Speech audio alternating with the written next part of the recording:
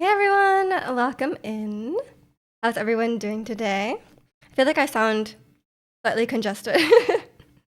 I have like I feel like the air has been so dry. I I was talking about it last week, but I got one of those like humidity thermometer. I don't know why this is it's not this big. It's like this. I got one of those humidity thermometers, and my it's supposed to be between like 30 and 50% or something like that for the humidity. Maybe it's 40 and 60. But mine was like 30, like exactly. So it was very, very, very dry. So I'm trying to bump those numbers up, to like 40 maybe. Maybe that's ideal. I have no idea. You blame Zirconia, he's the bringer of winter.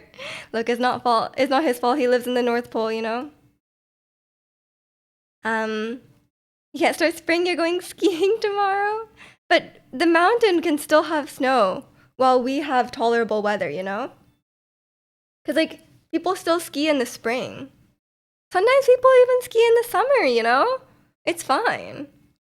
So, like, we can have decent non snowy weather and the mountains can have the snow. I think we need a best of both worlds situation. Because I do sympathize to if a lot of people sometimes my brother will buy a ski pass and then there will be terrible snow all winter. So then like he can't really use it. Cute hair, thank you. I decided to do something with it because it's kind of at a length where I find it really awkward to just wear it normally. So I'm thinking maybe I should just go get a haircut and then at least fix my bangs because I think the issue is the bangs because look, they're so long. And I think it doesn't look right. But like I need to I don't normally just get a haircut. I don't normally just get a cuz like the way the prices work, it's like if you get a hair dye, then it's like an extra like 10 $20 to get a haircut. But if you just get a haircut, it's like $60. So it's like it's a better deal. It's a better deal if you're already gonna get it dyed. But at this point, I'm probably not gonna dye it. So I guess I should just get a haircut. I just don't know when I can go. You could always just cut the bangs straight. I'm okay. I'm okay. I think I would. I think I've been past my bangs stage. I used to have bangs as a baby. I'll try and find a photo, but I used to have bangs until I was like probably like 5. I looked really cute though as a baby. Don't know if I would be okay with it now though. It's a lot of upkeep. I guess people with bangs end up just cutting it themselves. In between haircuts, because like you know, I guess with men, you guys like you got to get like if you have short hair, you get it cut quite often. But for me, it's like so expensive. I don't want to just go get bangs cut. Buzz it all off. I'm thinking about it. Remember how you're talking about the egg shorts last week? Yeah. Was your supermarket out of eggs? Um, your hair is a disaster area right now. You really need a cut. Yeah. I think I should probably go and get a haircut. I'll write it down. I'll write it down. Cause at least they can like fix what's going on here. I feel like it's been really causing me problems. You heard it might go until summer, the egg shortage. Might as well go vegan. Yeah, who needs eggs? Who needs eggs if you're vegan? The Patagonia cap over. That's true. That's true. Just get like a Canucks hat and wear that around. That'd be fine. You don't mind being vegan, the food is fire. That's true. That's true. I mean, there's good food in all realms, probably. I think some would be harder than others. Like, um, I think gluten free would be kind of hard. Mainly because I really like bread. I think that'd be an issue for me. Your hair's too thick. Your Patagonia cap like slides up unless I tighten it so much it kills the circulation. Yeah, maybe you should just get it cut down. You should just have it thinned out a bit. You do have one. Chicano was definitely joking, but that's funny you have one. And welcome in cafe. I'm doing good. How are you? That is funny. I also, do you guys want to see my hair extensions that I got? I literally I put them in a Tupperware because I didn't know how to store them. But it looks really weird. I just have like a pile of hair in just like a container. Because I was like, oh, I'll put it in a box. But I'm like, oh, this is quite small.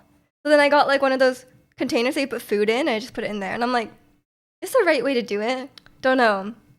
But um, I was like trying to figure out how to wear them, right? But it's quite hard because like my hair is like such an awkward, like it's like a bit too short for it to like blend properly.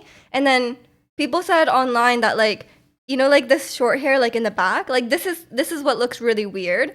So then like they're like, oh, like you have to like put it away. Like you have to like, I'm like, wow, this is actually a lot of work. So I'll have to, maybe I'll just wait for my hair to grow, or maybe I will try and figure out how to put them on properly. But I tried putting them on just as like a test to see if the color match, and I'm like, I look so weird with long hair.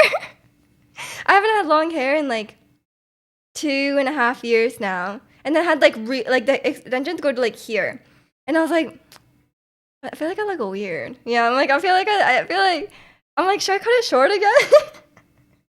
I'm gonna try and learn how to put them on properly, and then I'll see how they look. Cause like I put them on, I was like, I don't know, no, I feel like short hair looks better. I'm like very like for a while, because I had short hair for a while, so I was like, maybe I'll just switch things up. It's a very long process to switch things up after you cut it short, but like I'm like, I don't know. You look weird in general. Don't worry about it. That's true. That's true. You seen this cute ITX build, and for the whole 5090 in it with good thermals? How much was it? I saw a video of this girl. She had like a PC that was like this big. It was like this big, and then she just carried it. She like carried it to the library, and she was like, I wanted to send it to Zirconia, but he doesn't have Instagram. So then it was like she was carrying this cute little PC with like a handle on it, and she carried it to the library. And then she had this like monitor that was like maybe like 21 inches, and then like it has like a back that like pops out to like it could just stand up on its own, but it's like flat when you carry it. And I was like, damn, it's so convenient, you know?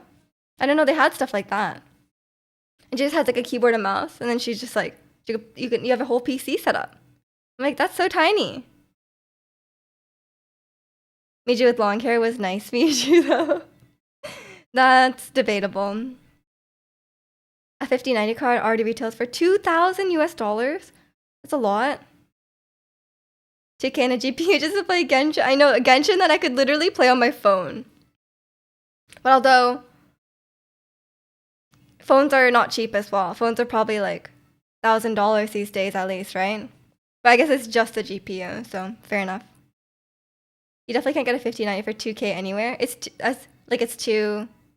It would cost even more because the scalpers. Why does this always happen? Every time, man. They should learn. They should learn that they should just make more. Retail's probably near that's more than my entire PC cost. Like I built my entire PC for like 2K, little over 2K, Canadian too. So that's like it was probably like 1,500 US. Like come on. I don't know. I'm not looking to upgrade anytime soon. I was playing on my phone recently. I bought Stardew for my phone. So now I'm one of those people. I have Stardew. I bought Stardew on Steam. I bought Stardew on my Switch, and I bought Stardew on my phone. And then I was trying to play it, and it's so hard to play on phone. The controls are like, there's definitely a big learning curve for the controls. Cause like you would think it's like quite simple of a game. You could just play on your phone, but it feels weird. I don't know. Especially because I'm very used to playing on keyboard and mouse these days. I don't even play much on Switch. You're waiting to see if AMD 97. What is a 9070? That's way advanced. If it's manual, sit this generation out. I mean, you could just wait till it's old, and then it'll be cheaper, right? Don't know how that works. But yeah, it's sad. It's already like quite hard to get them. Quite hard to get the 5090s. I already forgot what it was. But yeah, I'm just gonna keep going until my computer, I don't know, can't play Genshin, can't play Elden Ring, I don't know. I mean, I'm literally this week This week, I've been a gamer this week. I've been playing so much Stardew Valley this week. I just like randomly started playing on a whim on like Tuesday or something like that. Maybe yeah, Monday or Tuesday. Cause I was like, I have some time. I'll play some Stardew. And then I just got sucked in. I've been I've been playing Stardew every chance I get, and I'm like working so hard on my Stardew farm. And I've been watching so many Stardew videos. I've been watching Blade, who's like the data miner of Stardew. I guess he like looks at the code and he like knows everything about the game. Um, yeah, so I've been watching him, and then so now like sometimes when I watch somewhat too much of a YouTuber with like a strong accent, my brain like my brain has the accent. So he's like South African, so he has a really fun accent. Like his accent is amazing, and like now like when I hear certain words in Stardew, it's like South African, you know. And that used to happen for me when I watched a lot of Floydson. And then I also had like a crazy crossover. I was watching Shawnee Do. And he had like it was like a video about his Skull Caverns contest. And guess who was in there? Floydson. He was also in the competition. So I was very happy about this. He didn't do well in the competition because it was like full of speedrunners, but he put up a he was like fifth. I guess it's not that bad, but it was like the people at the front were like way ahead. You've had it with Nvidia? I don't follow all this news. There was something about the stock market. People were talking about it in my work my like on the work chat. There's like a chat for like people who are following the tech news, I guess, because it's a tech company. Um, but I didn't really understand it, and I don't really care. I'm like, you know what? It's fine. It's fine. I cannot do it with this stock stuff, you know? I just don't like I like watching I like personal finance, like, but I don't like investing. Like I don't like thinking about investing or like doing investing. Every time I have to like sell, I get like stocks for my company, right? Because it's quite common in tech. Um, but every time I have to sell it, I'm like panicking because I'm like, oh my god, if I wait like a minute, the price will be different. You know? Like I'm like, oh my god, like what are we gonna do? Like sometimes I feel like, and then like I'll sell it and then I'll check later and I'm like, oh, it went up. Like, what are you gonna do? You know? You're in a WoW guild with a bunch of South Africans with thick accents. It's a great accent. What are your guys' favorite accents? You ran away. You ran away. Were you scared? But you're back now. Welcome back. They probably got scared away by Chikanon Draconian's weird nerd talk about GPUs that I'm barely following. You know Jensen? Who is Jensen? Does he own Nvidia? Is this related to the stock thing? Probably. Probably. Yeah, I cannot deal with I could not be like a day trader or anything like that, you know? Jensen Huang, the CEO of Nvidia. Okay. He's awesome? Is he awesome or no? You like English accents, particularly Cockney and Manchester. Ooh. Recently I've been really I don't know if I love it or hate it. You know Jamie's accent in Ted Lasso? His accent is amazing. But I heard it's like kind of like a Birmingham accent. But his accent is so strong. I just get infinite enjoyment out of it, you know? He's got him. Oh, it's Manchester. Okay. Well, that's a good accent. I think I used to like Irish accents, but now I just hear like too much of it, you know? So I've kind of, for me it's like normal now.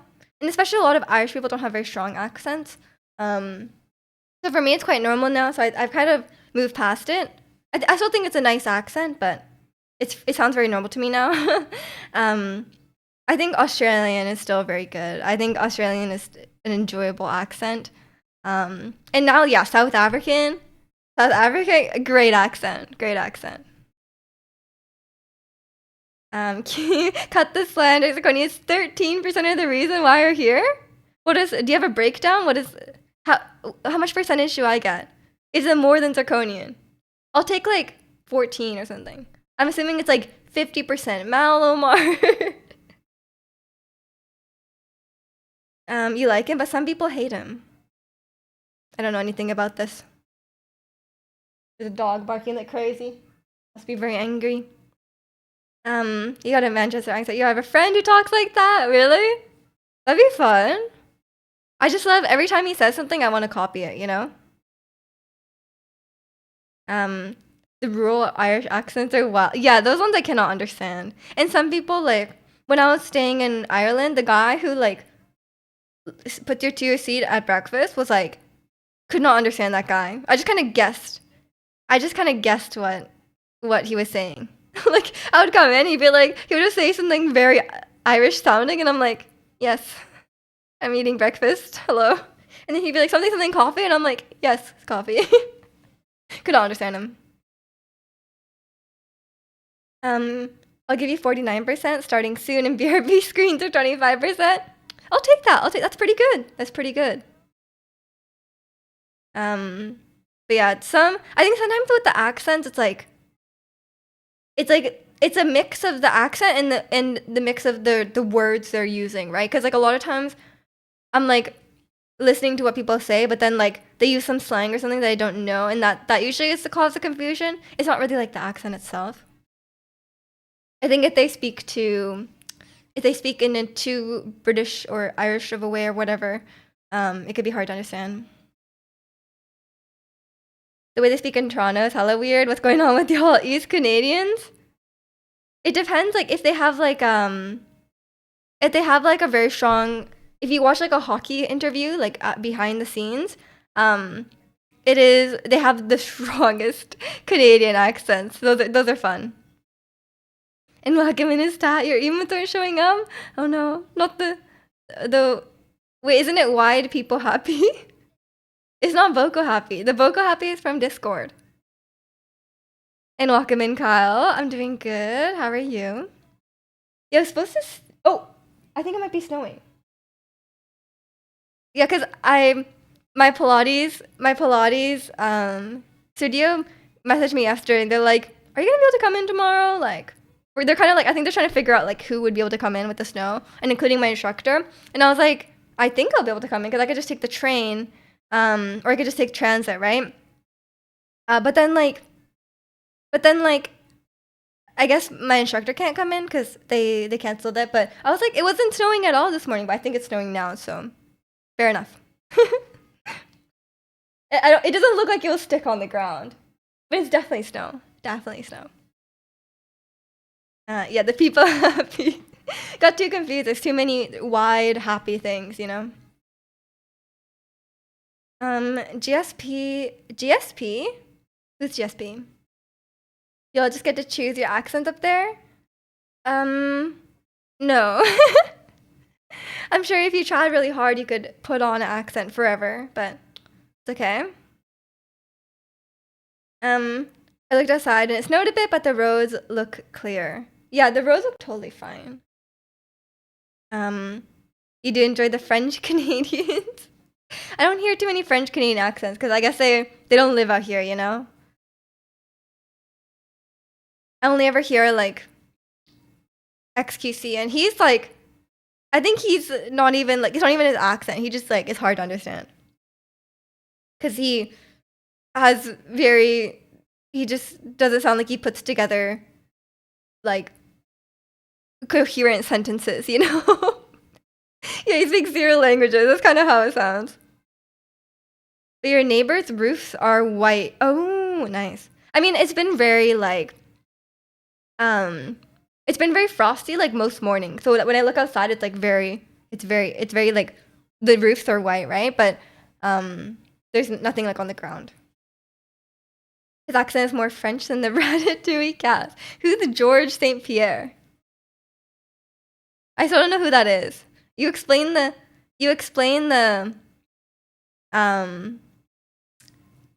like what I'm trying. You explain the acronym, but I don't know who the person is still. His name is very French. That is very French, yeah.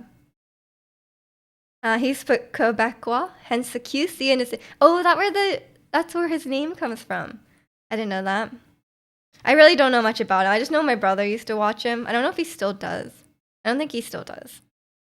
And I was like, why do you watch him? Because like I didn't really know anything about him until like that like he had that like debate. Who was it with like H3 or something? And then like I was like watching and I was like, he doesn't make any sense. I was like, what is he saying? Like he's not saying anything that could even be considered an argument, you know? I'm like, this is a debate. And what are you like it was just incomprehensible. I was like, I'm not the best debater or anything like that, but like it wasn't even like the sentences didn't make much sense and they weren't really related to what he was saying and I was like, what is he saying? You know? He's a UFC fighter, George St. Pierre. Oh, okay. He's French Canadian.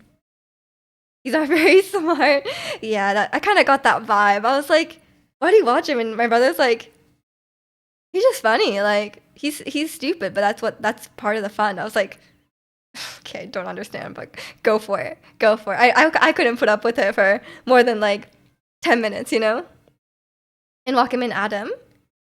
Since Cardiff is in the UK, is close to the coast. Any snow we get rarely sets. Oh, yeah, that's kind of the same here. It's not common for it to set, but I think we're supposed to have a snowstorm this weekend, so it might. We were just talking about British accents actually, or just UK and Ireland accents. Sorry, I shouldn't say British people. And welcome in Smurf. How are you doing today? And welcome in Angel. How are you? Speaking of X, did we speak of X? Oh yeah, the XQC. The X in XQC comes from X Angel. He's just a big fan. Understandable. But yeah, how was everyone's week?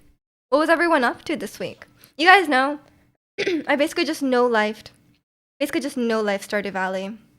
I work so hard. I reached level 80 of the mines on like spring 20. I even upgraded my pickaxe, right? And I still reached on spring 20. I was taking my time. I did a fishing day. I did like some other days, you know. And then I forgot you need the farming level 6 for the quality sprinklers. I have 20 stacks of gold bars, iron bars, and quartz bars, and I can't even craft it. So then I planted 120 blueberries, and I have to hand water them. So that's the crisis I'm having currently. And I'm playing on the new Meadowlands farm of the new patch, and the place where you have to fill your watering can is so far away. And it's so annoying. There's not like an easy place to fill your watering can. You have to like go all the way to the bottom of your farm and then fill it back up. And I have to do that like 3 times. So I'm like, I'm actually losing my mind.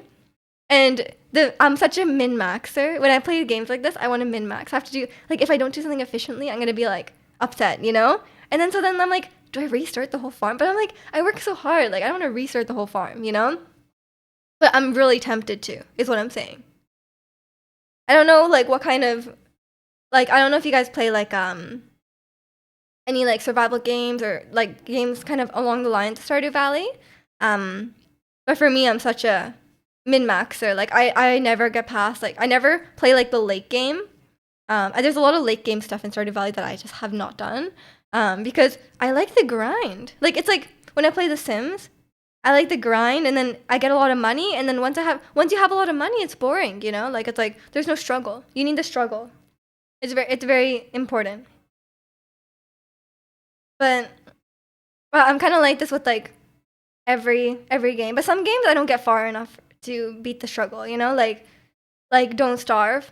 Don't Starve is a Don't Starve is like I've never gotten to the point where I've beaten the struggle. Maybe one day I'll go back into it. But it's so hard.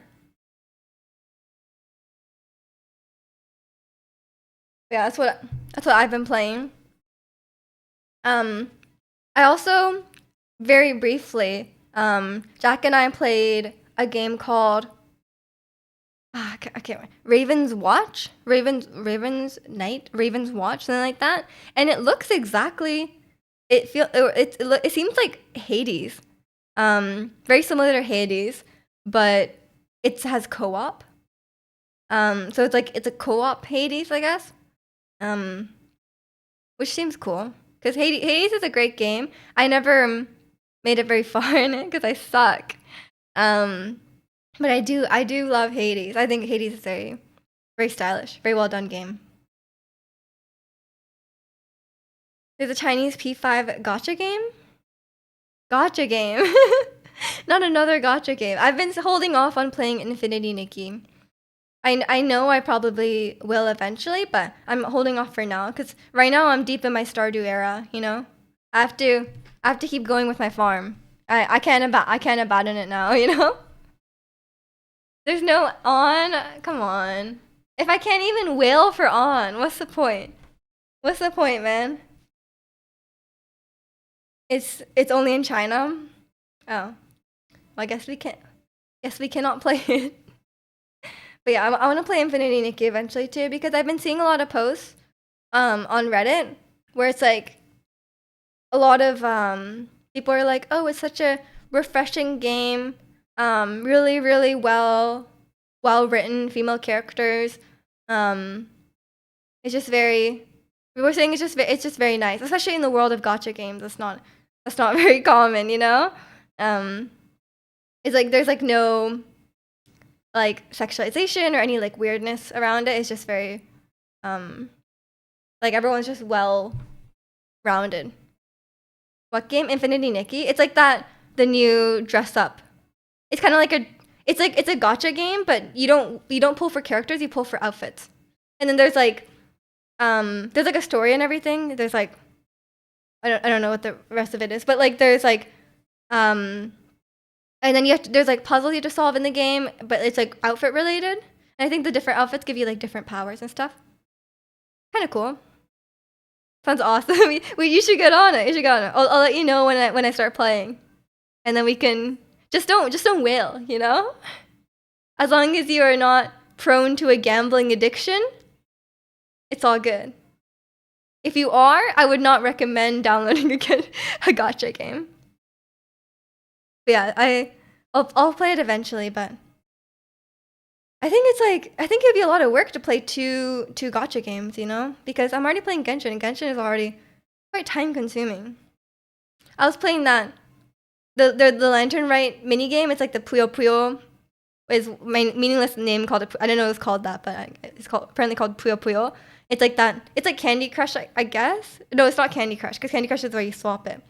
It's like you drop blocks down like Tetris, and then if you get like 4 touching, then it will like explode, and then you can like chain reactions all the way down. It's not Tetris because Tetris is like the line at the bottom, right? But this one is like it's based on the colors of the block, so you need to match the colors. It's actually different. You don't think I've ever played? You don't think you've ever played a gotcha game? That's a good thing, probably. there's a lot of bad bad. There's a lot of dangerous gotcha games, I guess. You're not a huge microtransaction enjoyer. I know, but in gotcha games, it's different. It's like it's so fun to gamble. It's so fun. Like I don't know how to describe it. It's just fun. Maybe I do have gambling tendencies, but I've never once like I feel like I've never once um felt the urge to gamble at like a casino or something. But I've actually like never been to a casino. Maybe if I went to a casino, I would have fun. I don't know. But I have enough self control. Like have enough self control to not lose all my money. Um, yeah, it's Tetris. Yeah, you racked up huge depth in Animal Crossing to that raccoon. No, it's not the same thing, man. That raccoon's chill. Did you know? I was watching a video about Animal Crossing, and apparently he donates almost all his income to like a orphanage or something. Can't remember if it's an orphanage. He like donates most of his income, and he's actually like he gives you a 0 interest loan. So you know, honestly, he's not the worst. Being a Tetris, you should play Catherine. What is Catherine? Is this related to Tetris? I'm not a huge Tetris fan. Asian people love gambling. Is that true? I don't know anyone. Actually, that's not true. Yeah, you're right. Pachinko. I just remembered pachinko, and fair enough.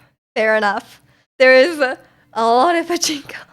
You go to like some rural town in Japan where there's like not even like a mall, and there's like a huge pachinko parlor, and I'm like, that's depressing. That's very depressing.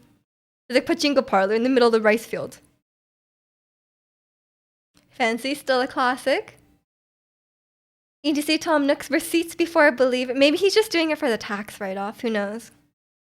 But it is a zero interest loan for a house. That's unheard of, you know?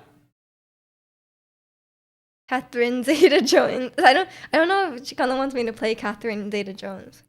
Who is that again? She's like an actor, right?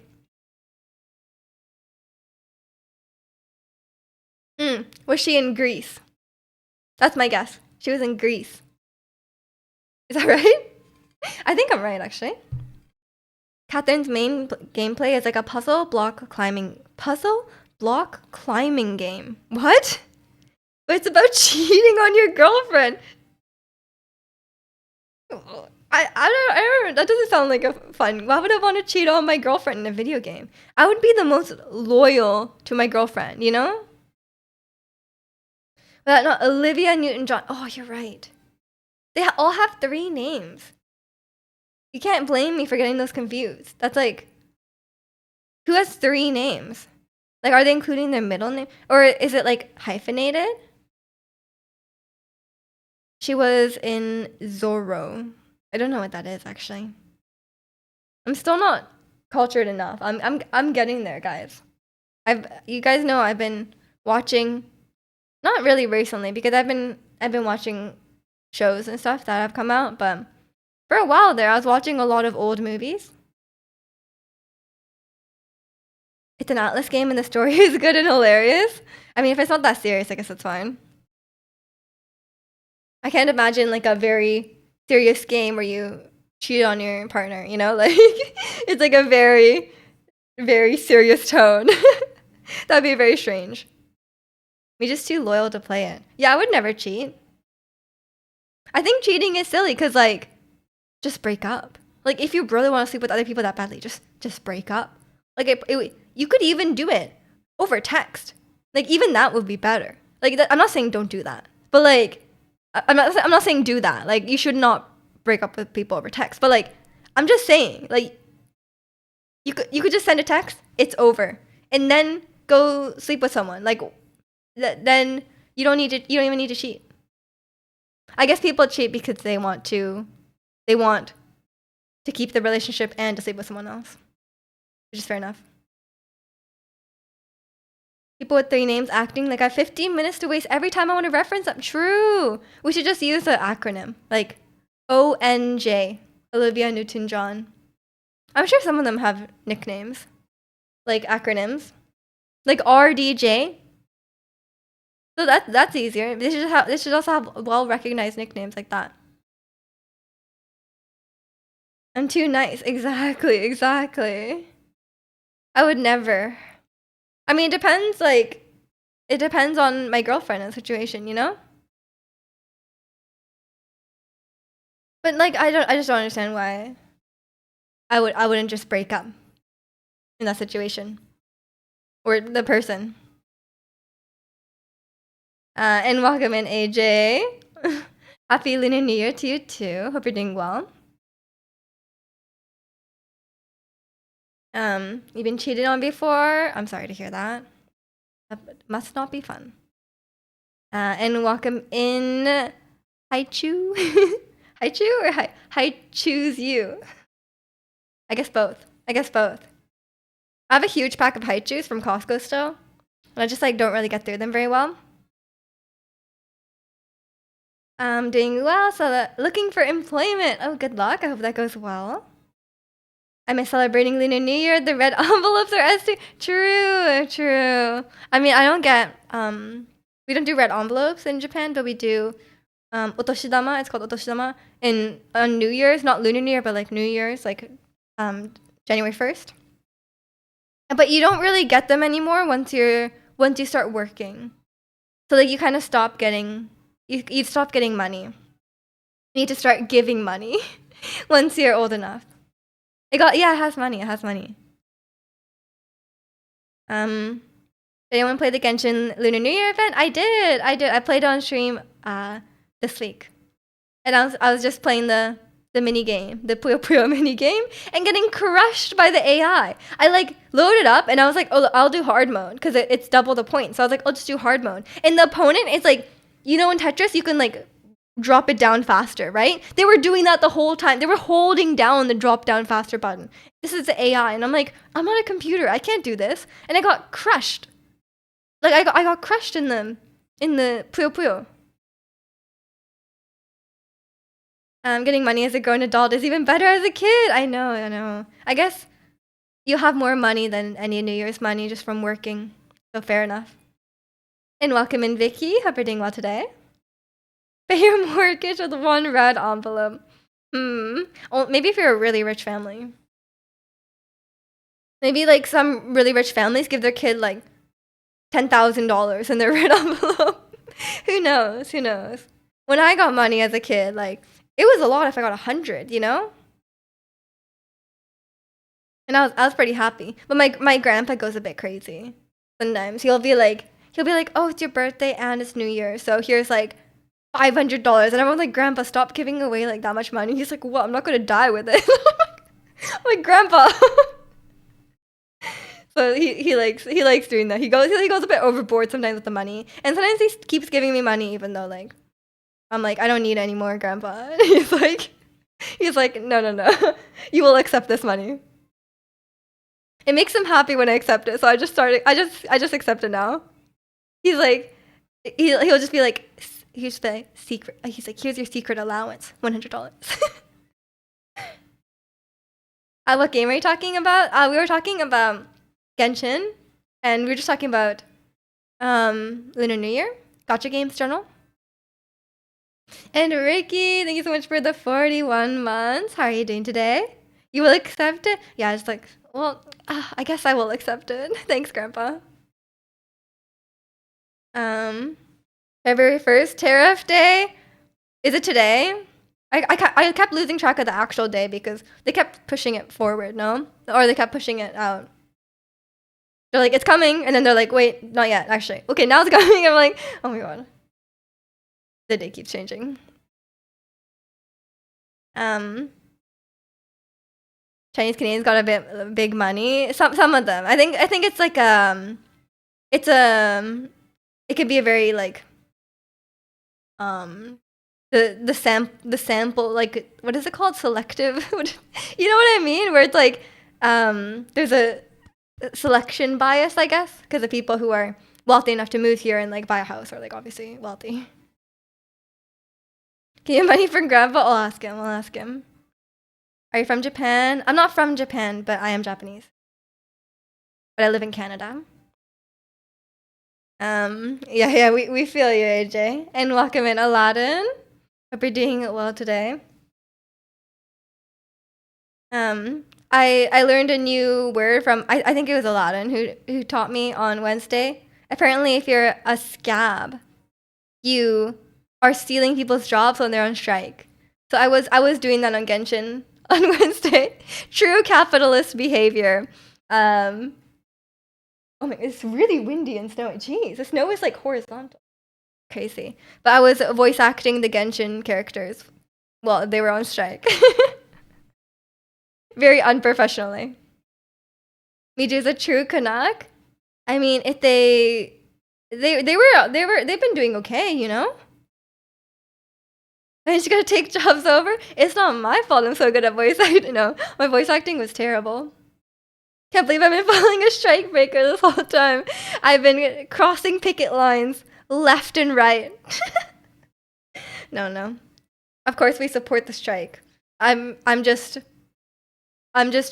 trying my best to fill the empty silence while I think the strike makes people realize how much the voice acting has been, how much the voice acting adds to the game, you know?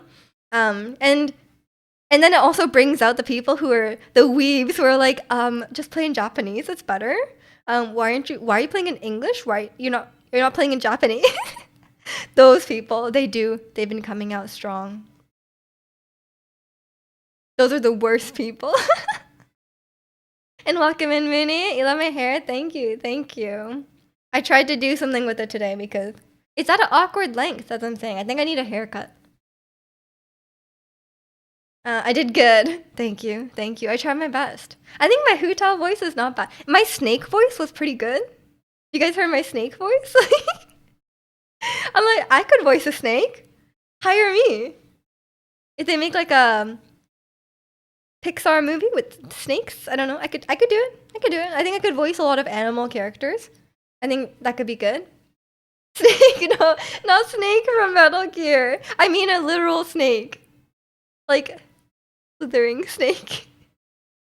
Not solid snake.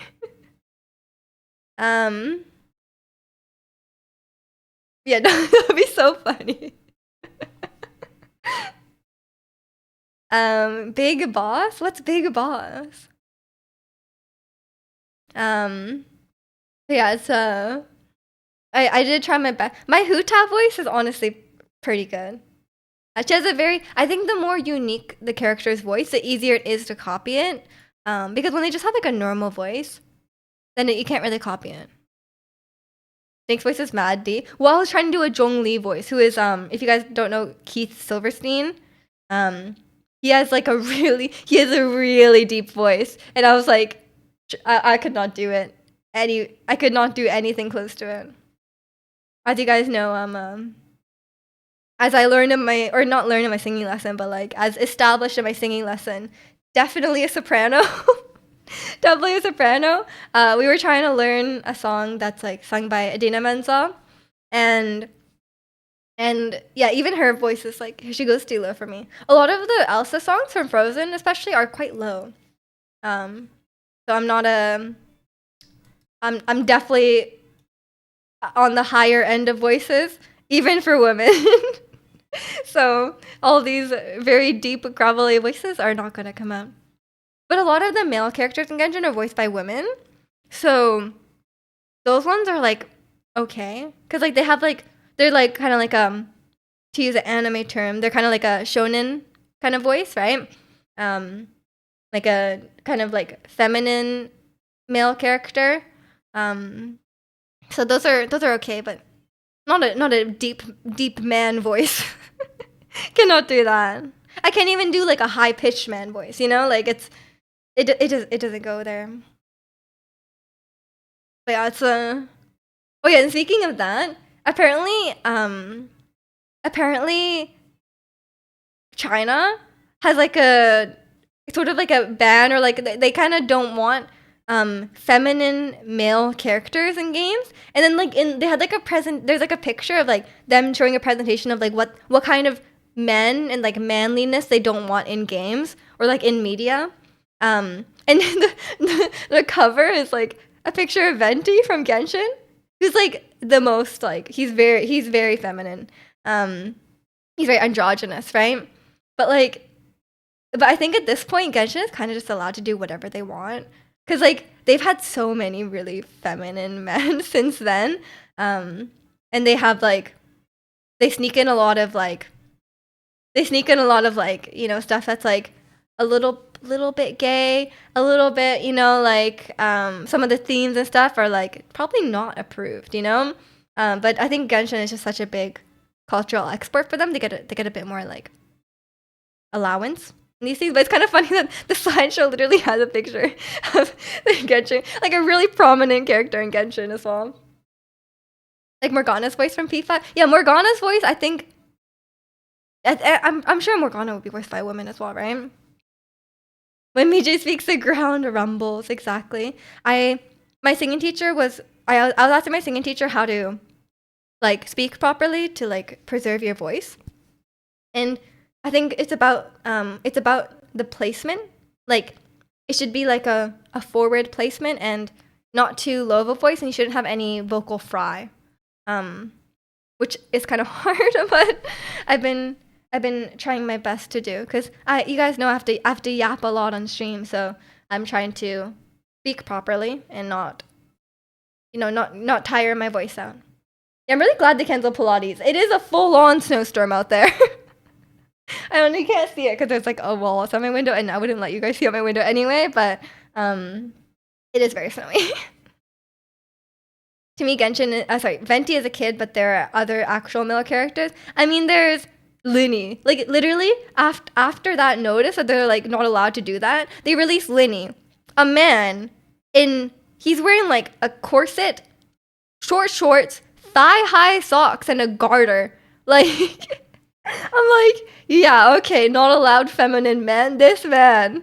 You allow a man in basically, it's not lingerie, but it's like, come on. Come on. You're allowing that. And then apparently there was a big a lot of the Korean fans, like they're really, like, you guys know, we're talking about like the incels and stuff, the big like cultural thing going on there. They were really mad about Linny. They were like, they were so mad. They were like, how can you have such a feminine, like very, like, basically they're just like, no twinks in her game. They were really mad. There was a big controversy about Linny. But still, time after time, they release pretty men. Because, I think the Genshin has a lot of fan service for female fans as well, right? And I think girls just like pretty guys. Nuvolet, yeah, he's beautiful. Have you seen his eye makeup? Like, he's still masculine, right? Like, he has like a deep voice, and he's very strong, and he's very, like, all these things.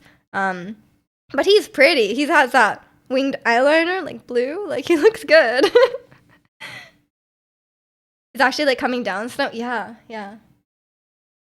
Can't wait for the yapping emo. I'm so excited for my emos. It should be only a few more days, so hopefully by next weekend they'll be ready. I'm hoping. There has to be balance for me. Yeah, exactly. I mean, I think for both male and female characters, like, I think just having a variety of characters, because, like, not everyone likes the same thing. Like, I say, like, okay, girls like this, but, like, not every girl, right? Not every girl. So I think variety is very important. If you're trying to do fan service, I think you need to cater to everyone. But you guys know I love Linny. I love Linny.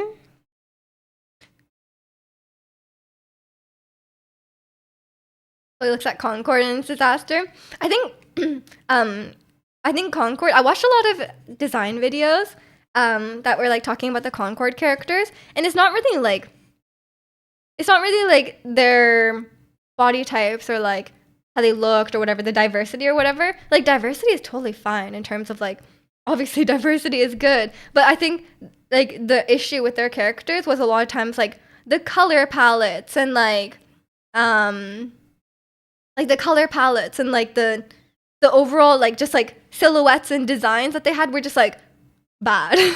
Like, a lot of people who are like designers or like artists and stuff had like videos about where they went into each thing, right, where they just like were like, oh, okay, these characters, like this outfit doesn't work, like, look at this colors, like, these things, like, there's no cohesive theme, and it's not like especially in like a hero shooter game, like, they have to be quite like understandable when you're playing it. Like, if you're like, oh, okay, this character is clearly like a tank, or this character is meant to be like a sniper, I think there should be elements in their design that show, like, okay, this person's a healer, this person's that, right? But like, there was no cohesion or anything like that, which is unfortunate. But the protagonist in P6 looks really rough and ugly. Yeah, and having ugly characters, there's nothing wrong with having ugly characters as well. Like, having like a big variety. Like, not everyone has to be like, looking the same, but as long as they're designed well. Like I love seeing Asian characters in games, but like, if they're horribly designed, then then like I'm not very happy about seeing them, you know? Like I think as long as the like objectively the design looks nice, and that's a different thing, right? And it's not like when a design looks nice, it doesn't mean like they're hot, you know? Um, obviously, like they don't always have to be hot. Like there's no point in that, um, but with gotcha games, it's a bit different because in gotcha games, pretty much every character is meant to be hot. It's kind of like their selling point, right? But which is especially weird that they include like child characters, but yeah, that's a whole other issue with Genshin. But yeah, I mean, to be fair, for the most part, Genshin is very good at designing like outfits and stuff like that for the characters. Like they put in a lot of detail, and usually the design itself is very. There's only a few characters where I'm like, oh, I think the design was a bit of a miss, you know. But overall, they do a really good job, especially like the silhouettes and stuff are very very detailed, and they're usually not too over the top with the fan serviciness of them, you know. But yeah, speaking of Concord, I was watching a video. I think I said this last week, but I was watching a video about Sony, and apparently they had like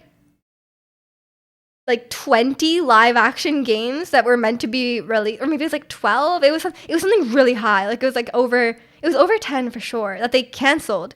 So they meant to have all these live action games like in the works, and I'm like, where is like who's gonna be playing all these different live action live service games, right? That is so many. And then they were like, they canceled a God of War live service game. I'm like, what?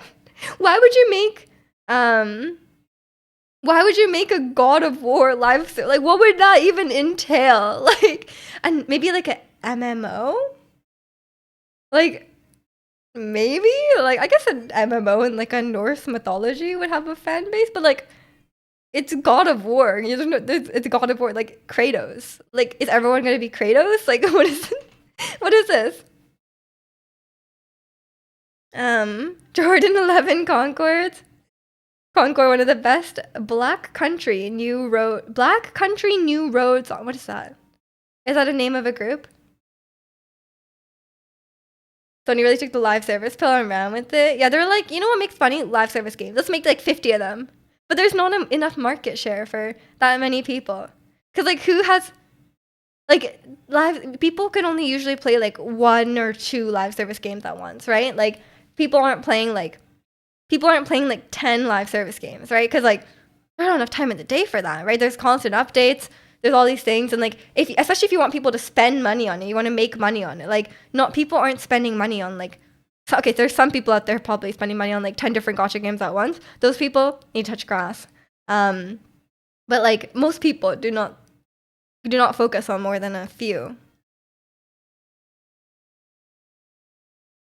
Black Country New Road is one of my favorite bands. They released a single yesterday. Oh, okay. Did you like it?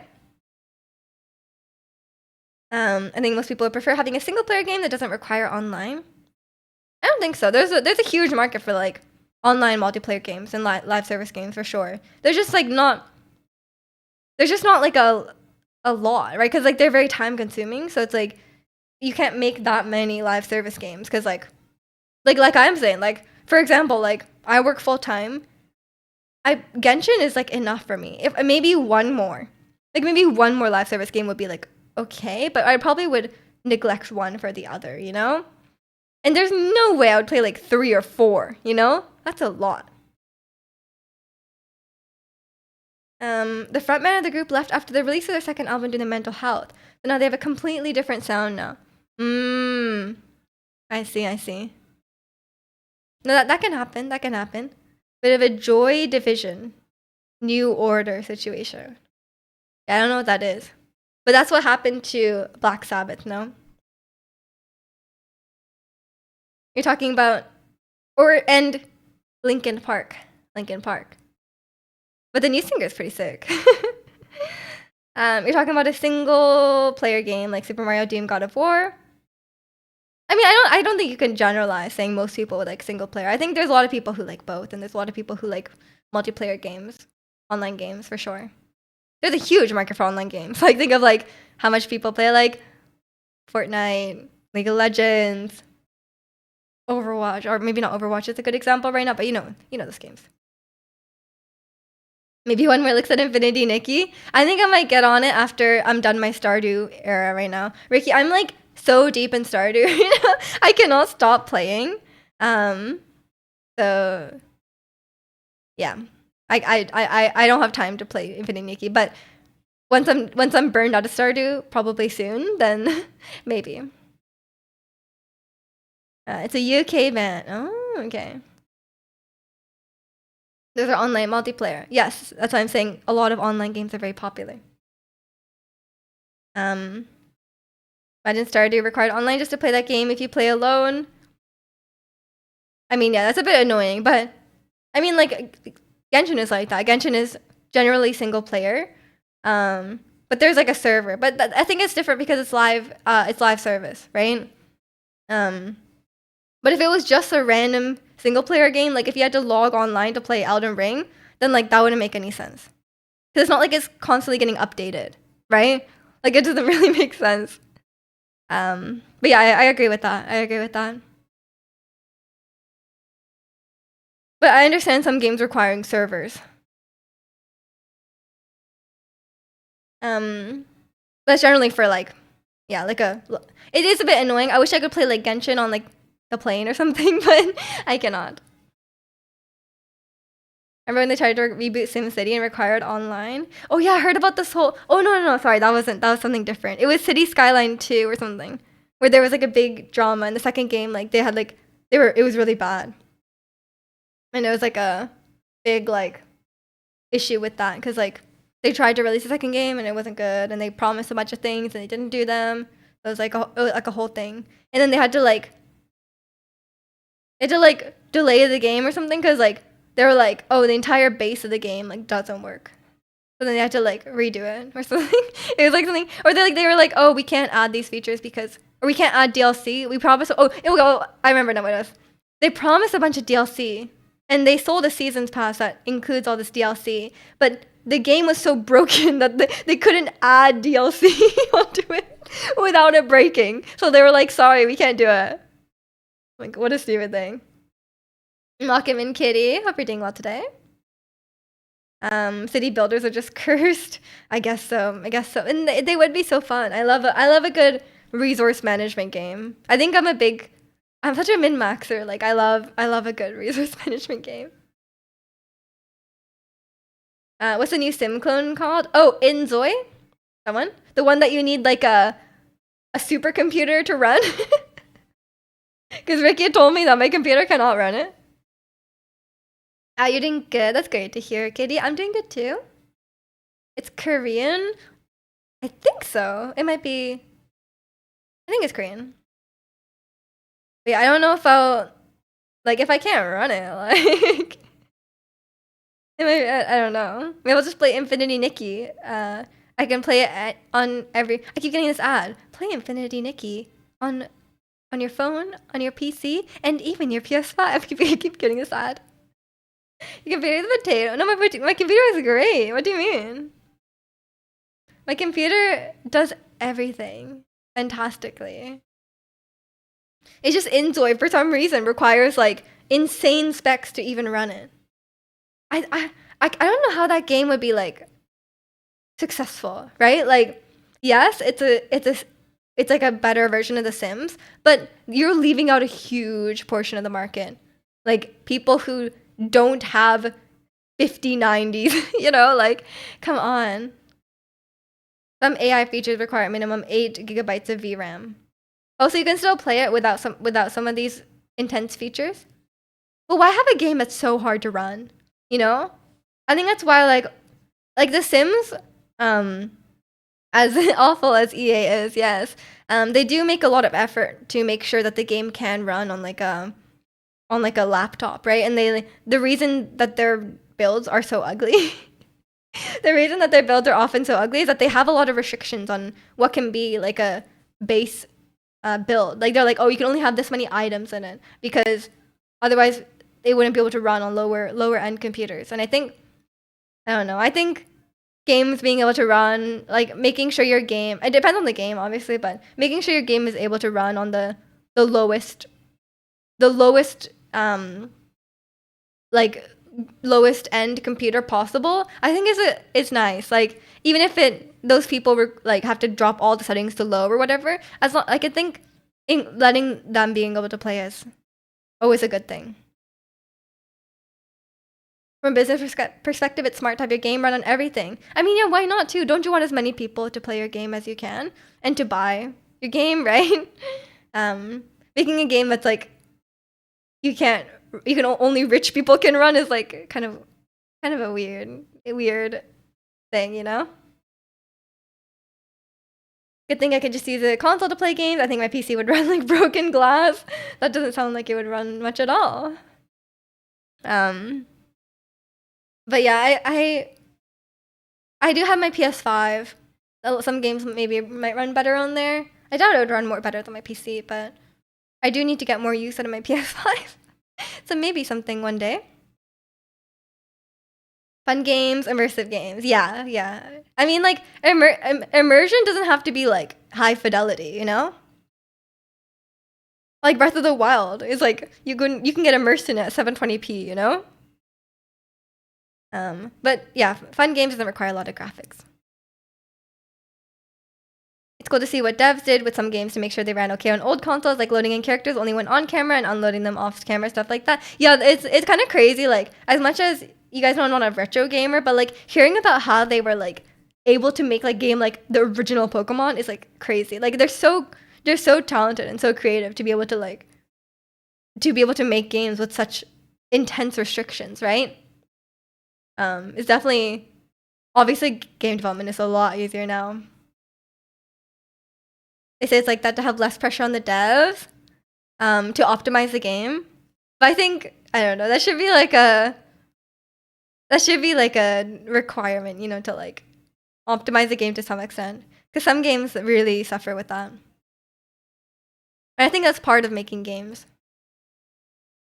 So Nintendo first party IPs do so well, may not be the most immersive, but the games at the end of the day are fun, which gaming lacks a lot these days. I mean, yeah, I think sometimes like developer or like game companies and even players, like I think sometimes it gets a bit lost, you know? Like you kind of just forget that, like, yeah, games are meant to be fun. Like, as long as you're having fun, that's what's important, right? Which is why you play games. You have a friend that beat Dark Souls 3 windowed a 648 to 480? Oh my god. That's an achievement.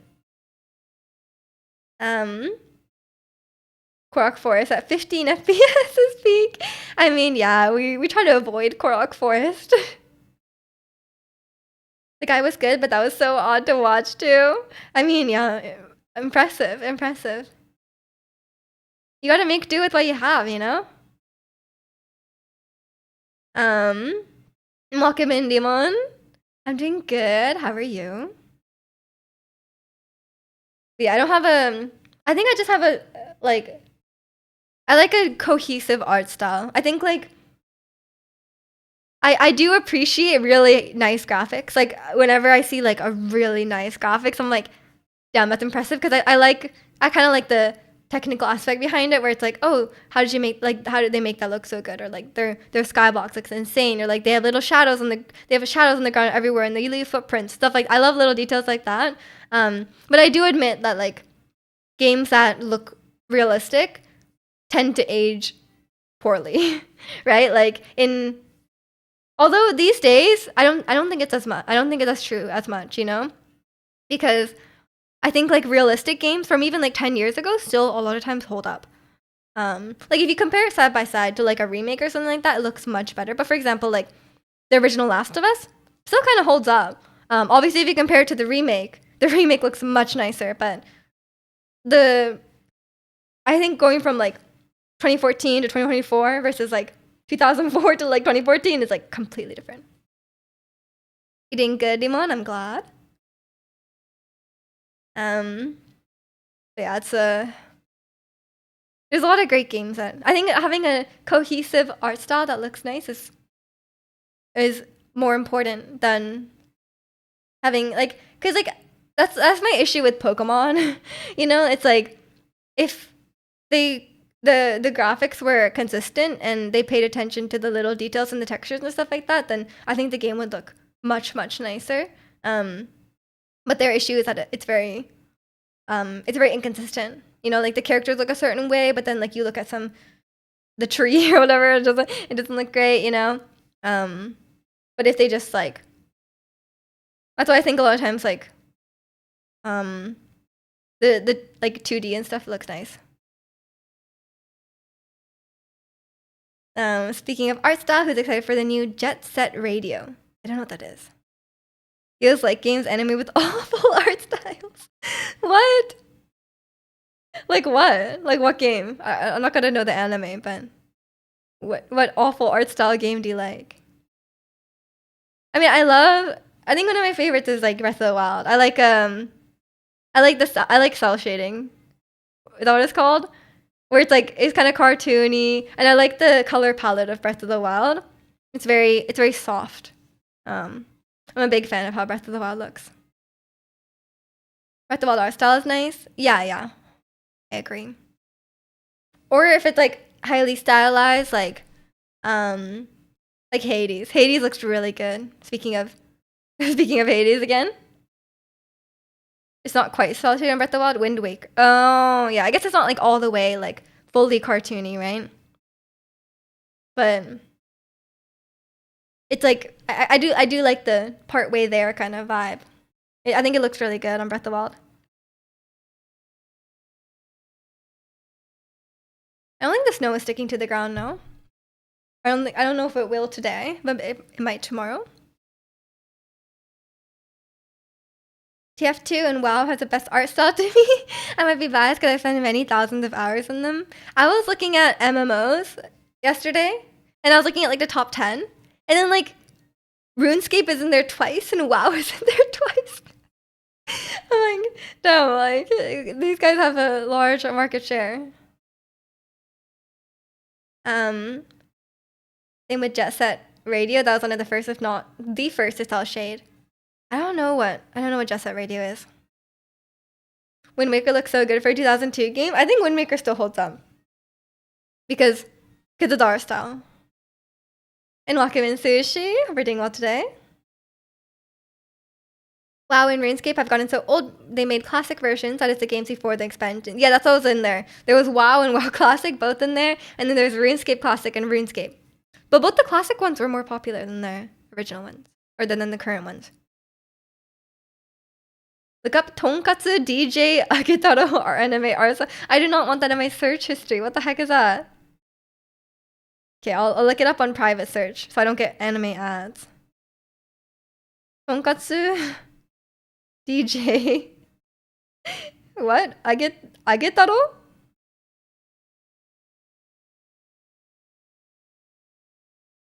There's like a live action. This looks so silly. Oh, but a lot of old like mangas and stuff have like a really questionable like old-fashioned art style, you know? Sometimes they just look bad, but you know, it just is how it is, you know? Art style's terrible, but I love it so much charm. I mean, sometimes it being ugly is part of the charm. There's a lot of anime, well, at least I only know like anime for like kids, but like some of them are just ugly, and that's just how they are. It's not even that old. Oh, it's not old. Okay. WoW Classic has all the nostalgia. Plus, I would argue it's a more elegant game than the bloated retail version with all the expansions. Yeah, fair enough. Fair enough. I was trying to convince Jack to play Maple Story because I was like, if I was gonna play MMO, I think I would get sucked into Maple Story. You know, in classic girl gamer fashion, I would grind the hell out of Maple Story. Who knows if that Riot MMO will ever release? I'm starting to doubt that because they restarted. You know, are they really gonna restart the whole thing? The whole premise of the anime is that kid stuck working at his dad's tonkatsu shop, and all he wants to do is become a DJ. Fair enough. Fair enough. A relatable story.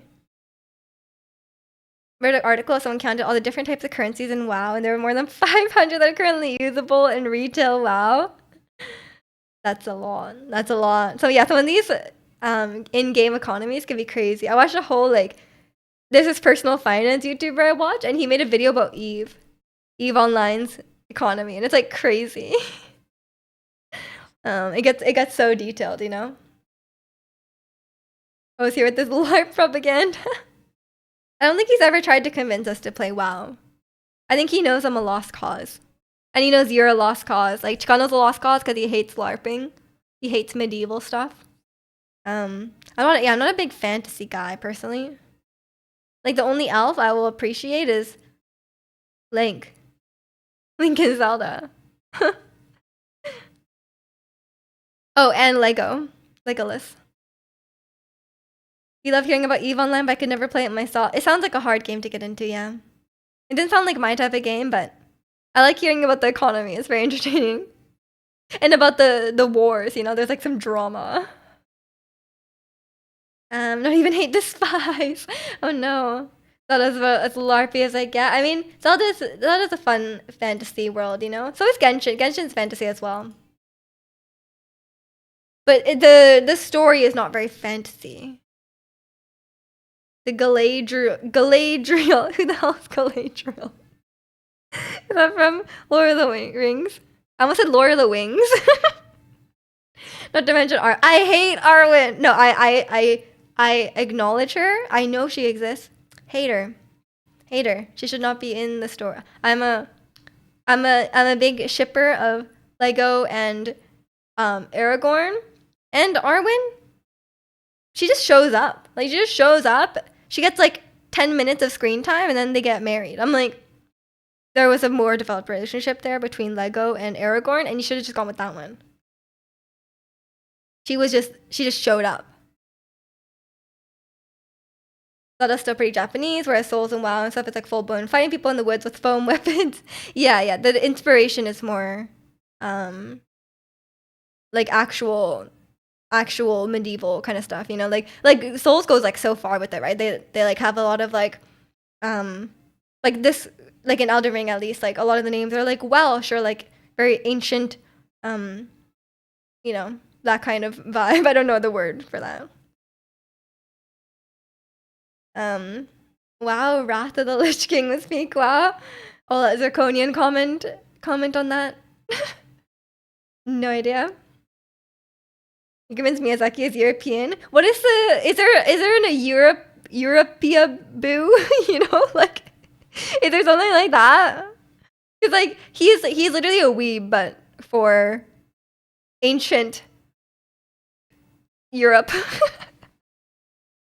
You don't agree, but you respect his opinion. You would never say that to me, Zircon. You would just say I was wrong. It takes me 2 attempts to get WoW as World of Warcraft. Yeah, sometimes I think it's something else. But I don't know what I think it is, but I just think it's something else. A Euroboo, is that a thing? It might be a thing.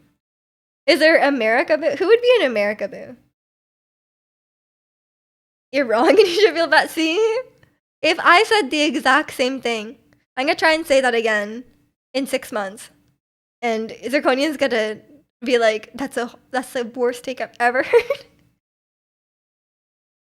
You thought I was surprised twice. Wow. Wrath of the Lich King was peak. Wow. That's crazy. That'd be funny. You're becoming a Euroboo, liking beans on toast and all? That's true. That's true. Beans on toast is good though, actually. On the Euroboo spectrum? Oh no. I'm immune from being a weeaboo, but I cannot be immune from being a Euroboo. But I think I'm too much of like Japan supremacist. Not to Japan supremacist. Yeah, that's not the right word, but you know what I mean? Like, I like too many Japanese things, the Japanese food and stuff like that, to really be a Euroboo, you know? But it sounds fire. You should try it. You should try it. It's actually pretty good. So want to try that bacon ketchup sando? You could make that at home, man. Just make it doesn't require many ingredients, as you can tell. Okay, I'm just gonna go to the bathroom. I'll be right back. Speaking of, sorry, I tried to relate it to something, but I could not. Speaking of peak Zelda, time for Mellowmore. Okay, BRB, enjoy.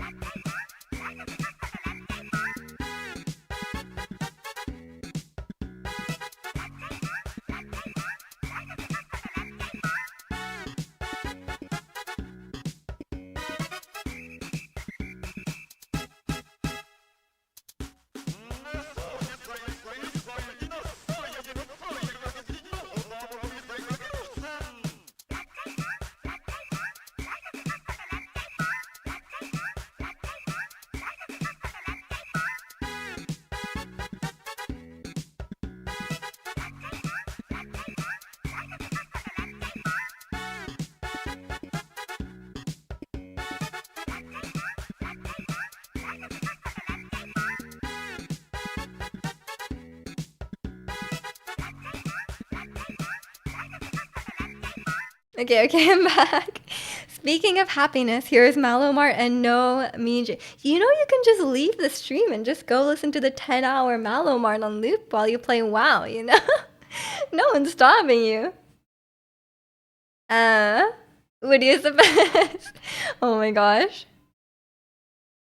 That is an emo for sure. But yeah.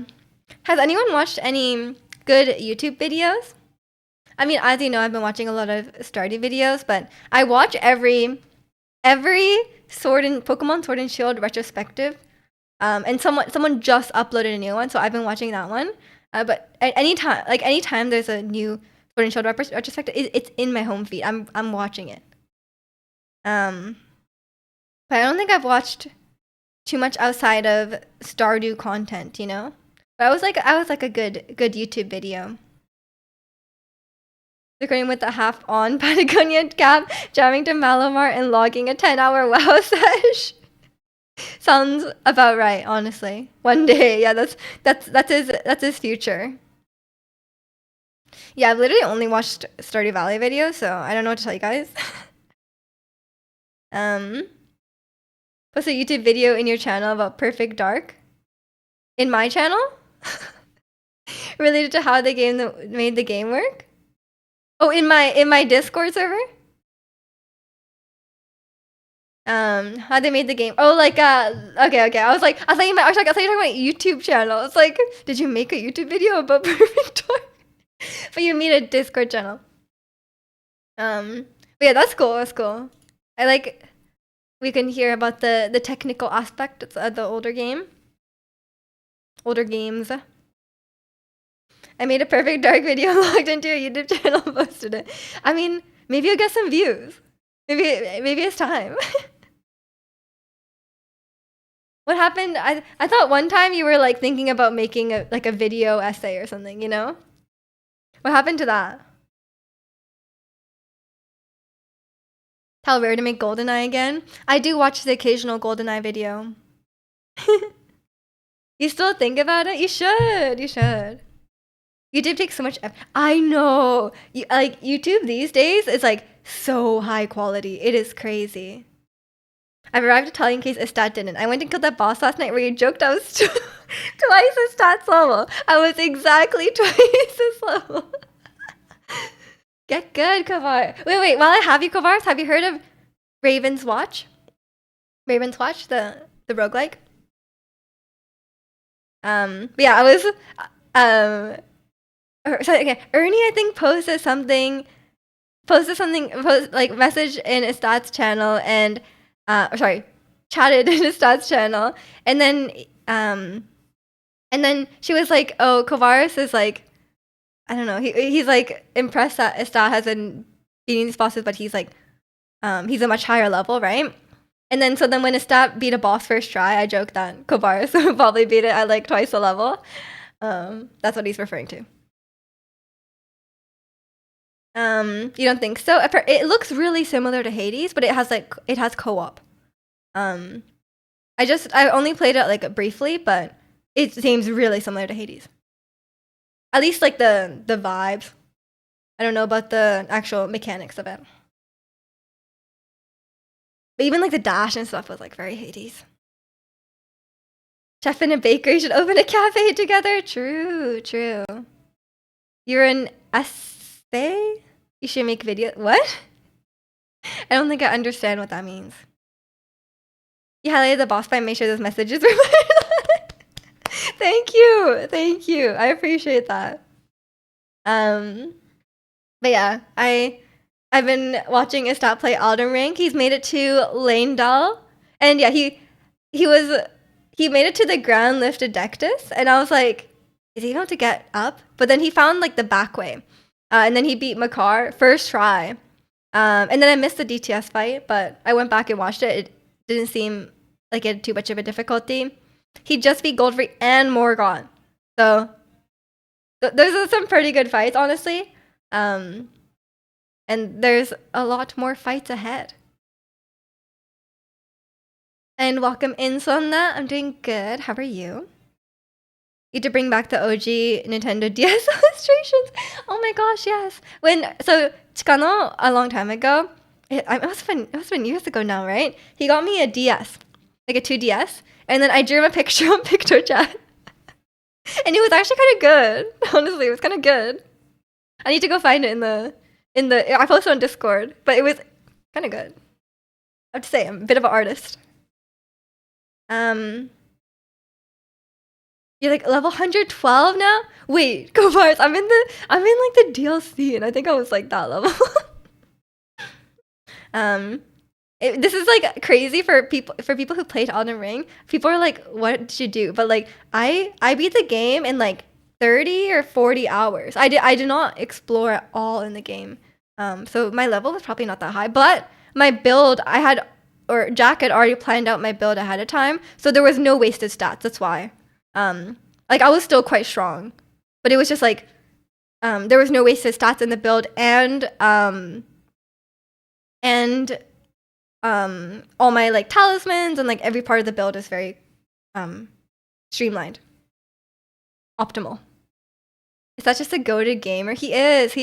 No, because he kept saying he's gonna play Elden Ring, and I was like, Istat, you're gonna be really good at it. And he's like, no. He's like too humble. He's like, no, I'm not gonna be good at it. But I was like, I'm pretty sure he's gonna be good at it because one, experienced gamer. Two, very patient. Like he wouldn't get like tilted, and he would be very good at like analyzing what's going on. Like because a lot of the boss fight is like learning the boss fight and like understanding the patterns and like recognizing the patterns and then like acting on that. So I was like, you're gonna destroy the bosses. Like it's gonna be great. Every time I see a stat fight a boss I haven't been to yet, I'm so impressed. I know. I'm not impressed. I already knew. Bust out the stylus and get cracking. I mean, it's like my paintbrush, but it's a DS stylus. I haven't got on my way to a farm. I've just been going everywhere. Yeah, I didn't do any of that. I was like so like low level, but like it's not like I was still very strong. But I was not I'm not a farmer. You guys know I run past every single enemy that I don't have to fight. I only really like fighting the bosses. If I need runes, then I just fight a mini boss. Excited to get to the DLC. Are you gonna keep that build while you're going to the DLC? Or are you gonna use like a DLC weapon? Is that also actively analyzes the bosses. Yeah, that's true. That too. Like like when he's fighting them, he's like, oh, like he did that move and then he did that move. So that must mean that like I can't punish that move. So I think that kind of thought process and that kind of learning process is really, really good for Souls likes. And welcome in Shaden. Hola. Most of the boss fight is spam rolling and drinking flasks.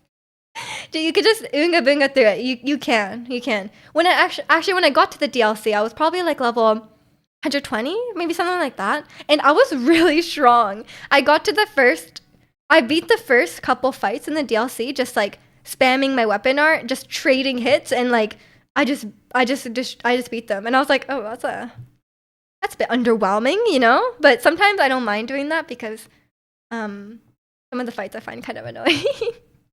Like Horalu. Horalu, I just got a lucky stagger right when he started, and then I beat it like that. And I was like, I'm not even mad because I don't like that guy. But if it's that I really like, then I won't cheese it. Like um I fought fake Moog for like 4 hours because I had a bleed build and he doesn't bleed. But I fought because I was having a great time. Y'all are talking about LARPer souls. That's Kovaros's. That's his thing. You can't. You know you can't reconcile your love for Kovaros and your hate of LARPer souls. The real cheat code is using the Elon build. There's so many videos on Elden Ring where, so if you guys don't know, Elon Musk posted his build, and he was like, "Oh, this is what I used to beat the game," which who knows if it's true? Like, who knows if it's true because he lied. He recently had a incident where he said he was one of the best Path of Exile 2 players, and he logged on and he streamed it, and it was very clear he knew nothing about the game. And then there was like a thing in the menu that was like Elon's maps. So like it was like, did someone else make this for him and label it for him? Because like, why would he call it? Why would you make it in third person? Like that's weird. Yeah, Elon's maps. I'm like, clearly it was very obvious that he didn't know like even like a very basic level of the game, and not to the point where like if you're like the top player in Path of Exile, apparently you have like thousands of hours. Like you put a ton of time into this game, and like you would know all these things, obviously, right, from just playing the game. Even a beginner would know these things, and then yeah, he clearly did not play it. It's clearly not his account. But like, who knows if he beat Elden Ring with that build? But his build was really bad, and he heavy rolls in the build. Because I thought maybe he just put everything on his equipment to just show what he uses, and he like swaps between them. But he was like, in the tweet, he said like, "Oh, I'll remove stuff if I need a lighter roll for the boss." And I'm like, so the default is heavy rolling, and then you normal roll when, like what? He has like 3 shields, and I'm like, no one needs that many shields on your person at one time.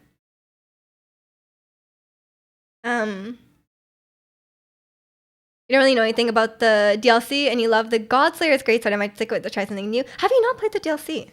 I can't remember. You like going for parries because of all your time in Bloodborne and Lies of P. Oh, yeah. There's that like that new parry thing, right? In the DLC, like the Sekiro style parry. Maybe you should find that, and that'd be really fun. What the heck happened, Miji? You're gone for like a week or two. Now you're a Soulsborne player.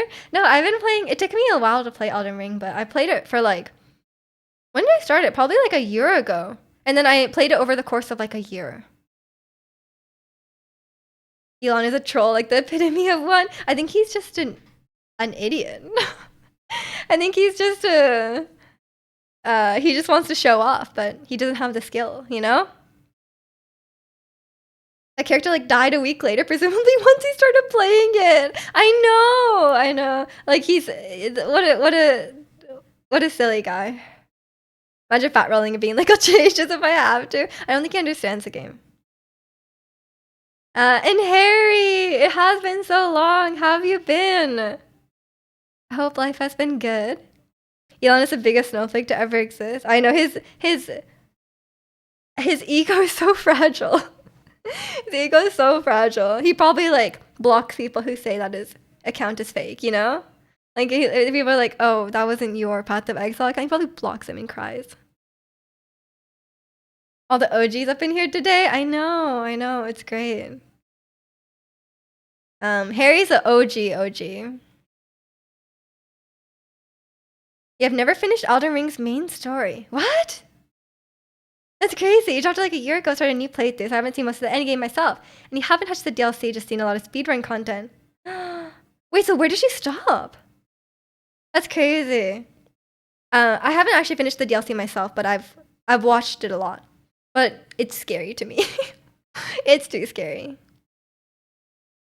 I'm so sorry, you've been super duper busy. Oh, you don't have to apologize at all. Enjoy your life. Go live your life, you know? I hope it's been good busy. But yeah, I've been doing good. Ernie says hi. Hi, Ernie. Hey, Ernie. Tell her I'm doing a heart. To Ernie this. Why? I think she's seen that. The original playthrough you stopped at Fia's Champions and Deep Root Depths. I don't think it's part of the main story. I don't know what that is. I think I vaguely know what that is, but I'm not even sure. Wait, you never even got to Altus? What do you mean? Oh my gosh. Wait, so you haven't seen any of this stuff? That's crazy. I thought you had finished the game. You got Elden Ring a while back. It's so freaking good, but you haven't finished because you rage quit. Oh no, what boss made you rage quit, Harry? Atlas. It's not Atlas. Yeah, everyone reads it as Atlas, but it's actually Altus. That's why you're taking so long. I see. Okay, that explains a lot. I understand now. That's why you're talking about, like, is that going to bosses that you haven't seen before, and then you're fighting them as well. I understand. But yeah, there's like I said to Estat, there's a lot of great bosses coming up for sure. I think like I don't know. I don't know how far Estat is into the game. Like, it really depends how much like late game stuff there is and stuff. Like, but there's still a lot. There's still a lot to do. You're in Volcano Manor now. Oh, I love the Volcano Manor boss. That's. I think it's a fun. It's not necessarily my cup of tea, but it's definitely fun. It wasn't even the boss. You got to the capital, beat the random horse dude. You fought DTS, yeah? And then you went to the capital and got so lost. I kept dying. Oh no, honestly, Harry, I feel you because I love the boss fights. But anytime I'm in, like, the least favorite part of the game for me is Stormville Castle, like where you fight like Margit and Godric. Because like going through and there's a bunch of little enemies and they just like kill like I'm just like, bro, I just fought like this massive like demigod guy, and now you're telling me that this random like enemy, like random soldier in the castle is just gonna kill me? Like, it's so annoying. You guys know how I feel about dungeons. I hate dungeons in Souls games. I hate dungeons in Zelda games because I have a terrible sense of direction. If you guys don't know, like, I have a lot of trouble with like indoor spaces in video games. I'm pretty bad with the camera in general, but whenever there's a constricted space, I kind of struggle with having like losing my sense of direction. Like, I will walk into a room and then like walk out the same door thinking I'm proceeding, you know, but I'm not. I get like really turned around. But I think it maybe it will get better because I think I'm better now than I was when I started gaming. Maybe in like 5 more years, I'll have a different opinion on getting lost in dungeons. Have you beaten Elden Ring? Absolutely, yes. I crushed it. I beat it. And I've even partway into the DLC. You're actually okay at beating the boss of anything else. I think that's the normal experience here. You're like, you fight the god of the worlds between, you know, you fight like this massive dragon, and then 2 minutes later you're walking down, there's like a goose and he like just murders you, you know? Like, that's kind of the experience. You know what the worst small enemies are? You know the imps in the catacombs? The imps? Those guys suck. Those guys are always killing me. I'm like, I would rather fight the final boss and fight like 2 of these imps at once. Like, for like, actually, like, I'm not even exaggerating. Like, legitimately, I would rather fight the final boss. Wilds has no dungeons. Ricky really selling it here. Wait, guys, the snow is actually piling up. My Pilates studio had the right call. Yes, short of canceled. Because this morning I was like, oh, it's fine. It's not snowy at all. It's snowy. You have full cleared everything south of Altus at this point, including the underground areas.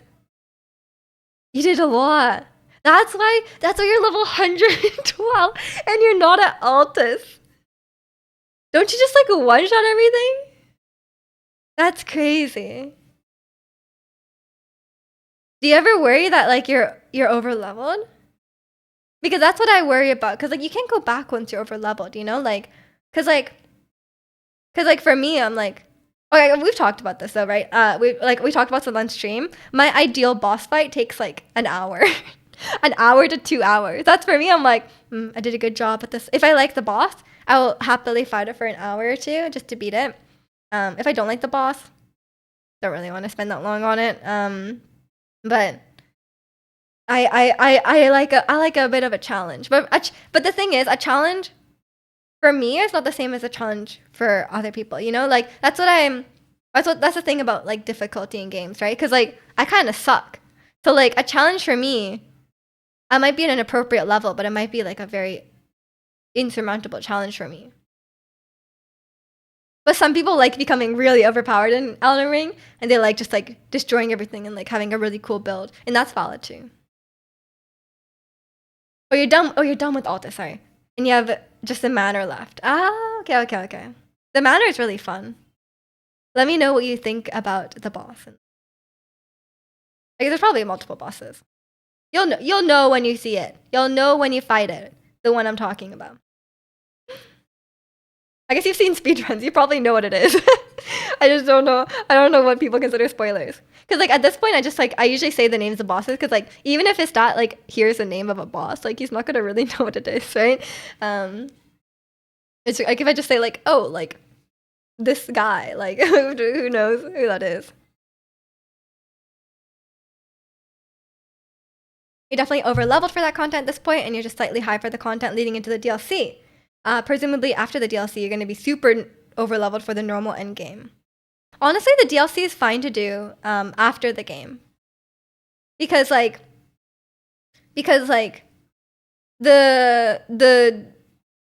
difficulty scaling of the DLC goes up so high that you really need the in DLC leveling system.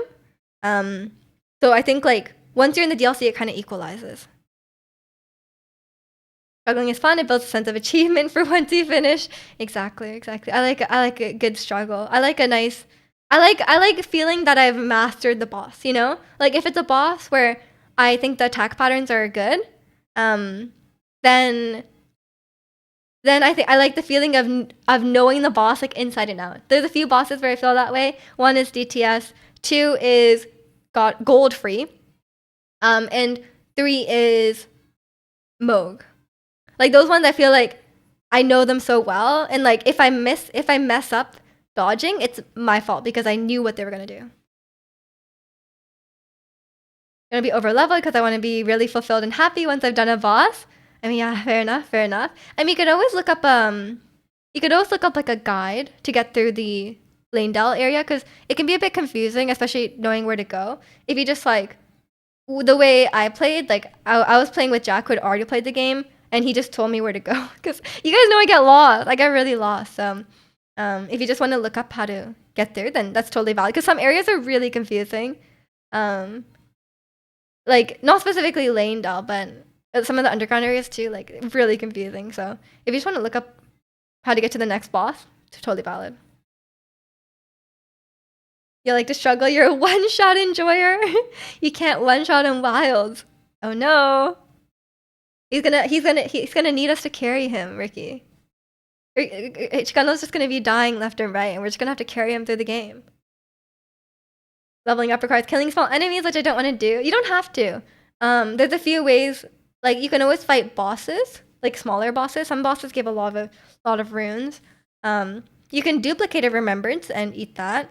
Some of the remembrances give a decent amount. There's a giant dragon in Caelid, if you don't know about this dragon, and it gives like 60k runes or something like that, so you can always eat one of those pickled feet that doubles your runes and then fight that. Kill that. And you don't need to fight anything. It just like you just need like bleed so you can cut down its massive HP. React to combat in anything, sure, sure. Maybe you met your match, Kano. I'm gonna destroy you in our dress-up game. I'm gonna beat you to death with my superior fashion. Because you like fashion too, but Nikki's a girl. Like, you know, what do you know about dresses? Don't know. You know some stuff your dad called? Oh, we were just discussing. What were we even discussing? We are just talking about the DLC. I was saying that like it doesn't really matter if you're over level going into the DLC because they spike the difficulty so much that you kind of just need the in DLC leveling system. So I think they made it so that you can kind of go in at any level. Like end game level. You're pretty good at fashion too, not trying to toot your own horn. What about women's fashion?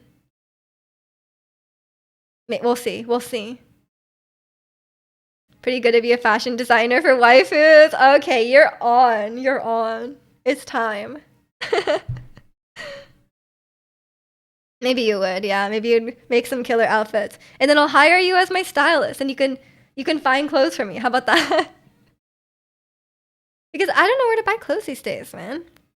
I haven't bought new clothes in so long. I just buy like stuff from Uniqlo every once in a while, but I haven't bought too much. Goes to you. How would your outfits look for dudes? No, I dressed as Stat that one time, and he looked great. I had a great job. I usually a lot of times I pick out outfits for my brother and stuff. So I'm actually I'm saying pretty cracked, yeah, you know. But Nikki's a girl in the game, so you gotta just it's only girl clothes. Been on the fashion game for some years now. Yeah, I mean a lot of I mean that's the same for like any, not even just clothes, but like the price goes up and the quality goes down, you know? So I'm like, where do I even buy stuff? Because like, you know, a lot of places have like really awful quality, but like stuff gets more expensive. If you guys haven't been around for a while, I started a stream where he let me pick outfits for him. And then it was like a bunch of different styles. Which was a fun time. And I considered doing the same for me, but then I was like, nah, I think like cosplays fill that niche for me. I don't want to like change a million times in a stream. Post COVID, you become a homebody. I mean, yeah, something the same because like I work from home, and like I don't go out much. I did buy some clothes last year, but I haven't even really worn a lot of them because like I've just been at home, you know. So it's why buy clothes if you're just gonna not go anywhere? And if I go somewhere, it's like I'm like grocery shopping or like running errands, and I'm like, am I really gonna dress up nicely to go do that? You know? No, you know. So until I'm getting out more, then I guess I don't need that many clothes. But I guess I do go out when I have my touching grass breaks, you know? I look like a runway model to do grocery shopping? Maybe. I think I have an issue with like shoes because I don't wear a lot of I don't wear a lot of different shoes because I don't go out of the house much. Like I have clothes that I can wear for stream, right?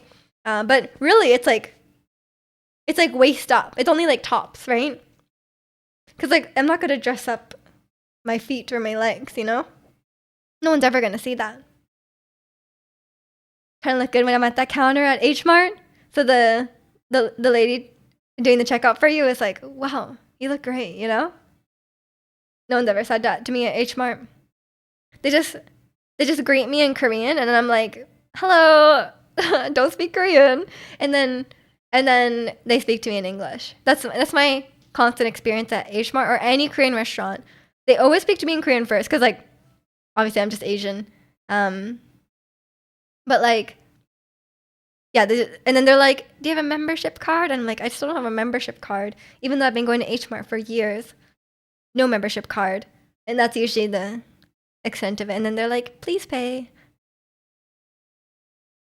It's got high-end tops, but with pajama pants.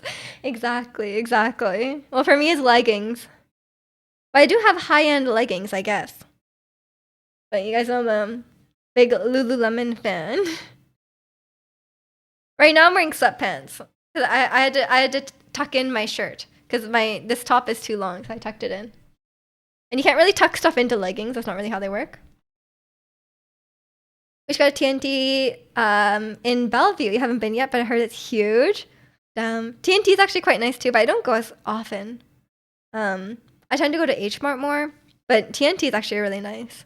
We have some big ones here too, and some of them are nice, and they have lots of Japanese snacks as well. I actually like the TNT barbecue pork. I think it's quite nice. I was gonna go grocery shopping today, but like I don't think I should. I don't think I want to go outside in like a snowstorm weather. I left my snow boots at my mom's house, so I'm like I'm not gonna be able to walk on the sidewalk. I'm not gonna be able to walk on the sidewalk with my sneakers. It's like right now it's like there's a lot of snow on there. I think I'm gonna fall. I'm elderly now. I can't be walking on the ice with sneakers. I'm gonna fall and I'm gonna break my hip. So maybe I'll just wait. I'll just eat whatever I have at home instead. And I get some Chinese pastries. True.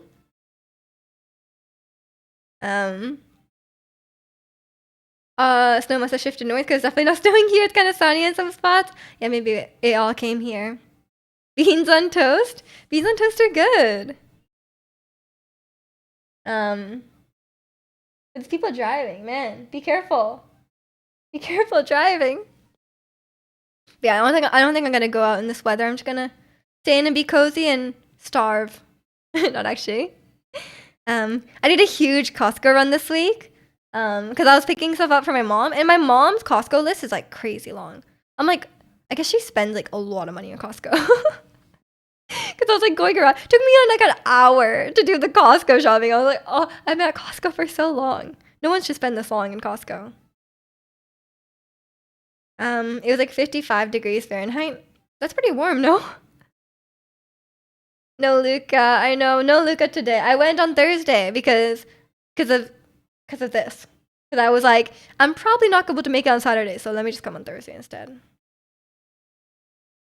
Set a record? We had a record here for the driest January. Like it didn't rain or snow or anything for like 3 weeks.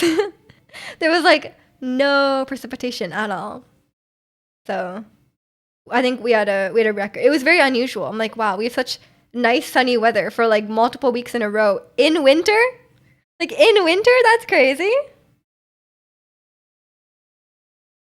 Yeah, I ended up getting tacos. There was like this taco kit at Costco, and I got some of those. Actually, pretty good. Not a bad taco kit. No reason to go home today. No Canucks game on. That's true. That's true. I mean, I usually don't even stay for the whole Canucks game these days because they're kind of late. Cool. But they're not snowing all winter. Hopefully today is the only day. Yeah, I hope this weekend is the only day. Was it the street tacos? Street tacos? You made taco? No, it was like a taco kit. And it came with the chicken, came with the taco shells, and some cabbage and the salsa and the stuff, and then you just put it together. It's at Costco. Made with asphalt. What? I don't think that was an ingredient, no. The Western tacos? I don't know. I guess so, yeah. We tried real tacos in San Diego. I did. They were really good. Cause like we don't have a lot of Mexican food here. Because I guess they don't like coming here because it's cold and it's far away, you know? So it's we don't have a lot of like, you know, Mexican food or anything like that. Which is unfortunate. We have a lot of Asian food. Costco in the US has a street tacos kit that has this bomb avocado crema. Yeah, ours didn't have an avocado thing in it, so it must be different. The US one must be different. In Wakamin Star, how are you doing today? Coming to America is already a challenge. Yeah, so then you have to go like all the way, the entire country, then into Canada. So it's a bit far. What do Japanese tacos look like? Probably like I don't even know. There's Korean tacos. Korean tacos is like a real thing. It's like fusion. So it must be kind of similar to that, you know? We love tacos in general, but lately you've been really enjoying Indian food. That's really good too. We have a lot of great Indian food here as well. Although I'm not the best with spice. I don't have the best spice tolerance. And you guys don't have a weak stomach. Fusion food is good, but I'm a big classic enjoyer. Yeah, I'm not a huge fan of Asian fusion food. Like we have a lot of like Japanese fusion and like Korean fusion. I'm not a huge fan. I'm kind of like you know, I was gonna say xenophobic, but that's not the right word. But I'm like you know, I feel like sometimes I feel like they ruin it. Is what I'm trying to say. Like I'm like Japanese food is really good and Korean food is really good, and I feel like they kind of ruin it.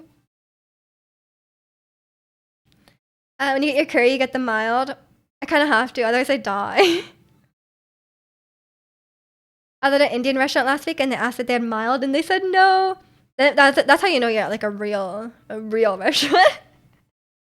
It must have been really good. I had a friend in high school who is Indian, and like when I go to their house for dinner, their mom is like, "Oh, don't worry, I didn't make it spicy for you," and she's like, "I left out like every spice." I'm like, "Thanks." Like, I can do a little bit, but like, I appreciate the gesture, you know.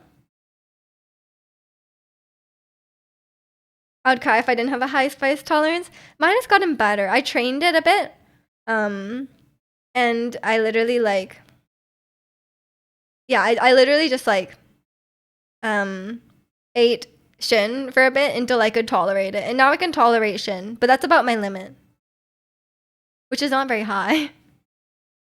The first time I went to an Indian restaurant and asked for a recommendation, the dude looked at me and said, "White people usually get butter chicken." Did you get butter chicken? I mean, valid, I guess. That's the only Indian food you've ever had. You've only ever had butter chicken? Really? You're missing out, man. You've fallen into the stereotype. You got goat biryani. Ooh, that sounds good. Did you feel spiteful? Did you feel like, I shouldn't get the butter chicken now? Not even like a tikka masala? You don't think Chicano, you gotta go try this stuff. It's so good. You love basmati rice? That's true. That's true. It's good. It was just really funny. It is funny. Any of your best friends growing up is Indian? What? And you never went to their house for dinner? My mom actually used to make really good Indian food, but she doesn't make it anymore because you have to simmer the onions. Like she makes this curry, and you have to simmer the onions like all day. Like you have to like this curry takes like literally all day to make. So like I used to ask for it for my birthday and stuff, but she doesn't like making it anymore. But it's so good. You just stick to your Mexican and Asian food. No, you're gonna love it. You gotta try it. Have you never even had like naan bread? You don't like naan bread? Gotta get yourself some dal. Yeah, you gotta just go to an Indian restaurant and eat something that's not butter chicken, and you're gonna love it. But there's so many different types of food, out there. I want to try it all, but like, it's hard to try it all, Mexican food, of course, of course. I'm sure Tuka knows how to fill with Mexican food. Yeah, there's a lot of good foods out there. I like I can't even choose one, Like I feel like I can't even choose between different foods because it just depends on my. It was like you can't even, can't even decide. It just depends on my mood. Went to a Korean place for a friend's birthday a couple months ago, and you got bibimbap. It's like you're eating a Korean mokai. I don't even know what that is, but I know what bibimbap is. You never ate Thai food despite being one too spicy? Wait, there's a lot of Thai food that's not spicy though. Wait, you're Thai, but you never had Thai food? You gotta try, man. There's lots of non-spicy ones. There's still tons of Mexican food you haven't even tried. I mean, yeah, there's surely lots of Japanese food I haven't tried. I haven't tried like every single dish ever, but there's I mean every dish has like every culture has like so many dishes, right? You're never gonna be able to try everything unless you really make an effort to. Bibimbap is so good. I'm more of a gimbap enjoyer over bibimbap. I think something about I don't like stuff on rice because I feel like it's too filling because there's too much rice. But I do like a good bibimbap. You've had every Mexican dish. You found them all. You're completionist. There's a squash cheese tamale I've seen this dude make, and it looks so good. That sounds good, honestly. Norwegian cuisine has very few dishes. That's true. So does Canadian. Technically, I've had all the Canadian cuisine, right? There's like poutine. I've had poutine. There's the Montreal smoked meat sandwich. I've had that. And then there's beaver tails, timbits. There's not a lot. There's really not a lot. Bro, 100% in Mexican cuisine. For real. You're gonna open a taco truck in Norway and take all your money? You're gonna taco for it? Make a killing on Friday. Exactly. Taco, it's tourist dog, no? I'll be sick. You wanna go so bad? You can go. Why don't you go? I'm sure it's beautiful. One Korean food you want to try again is the tornado, but the one on the stick? I've never had that. I've had like the tteokbokki hot dogs. Those are really good. But I've never had the potato thing. It seems too big to eat at once. Rosanna, Chicago style Italian beef. What's Italian beef? And what does Chicago style mean in that situation? I don't know what any of those words mean together. We got Estat Bakery and Z-Dove's Taqueria. What's next? Who knows? Maybe you're next, Angel.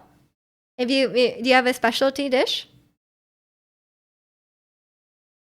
Like for your European, for your Euroboo trip, Germany and Norway are the two I'm interested in the most. Go. Yeah, you should just go. If you keep saying one day, you're never gonna go. You gotta just go. Alongside the Korean corn dog without the actual corn dog, and just have the cheese. What do you mean just have the cheese? Chicago Italian food is different than like New York Italian food. Oh, interesting. Okay. Like a French dip, but it's got hot giardiniera. I don't know all these foods. I'm sorry. I don't know a lot of white people food.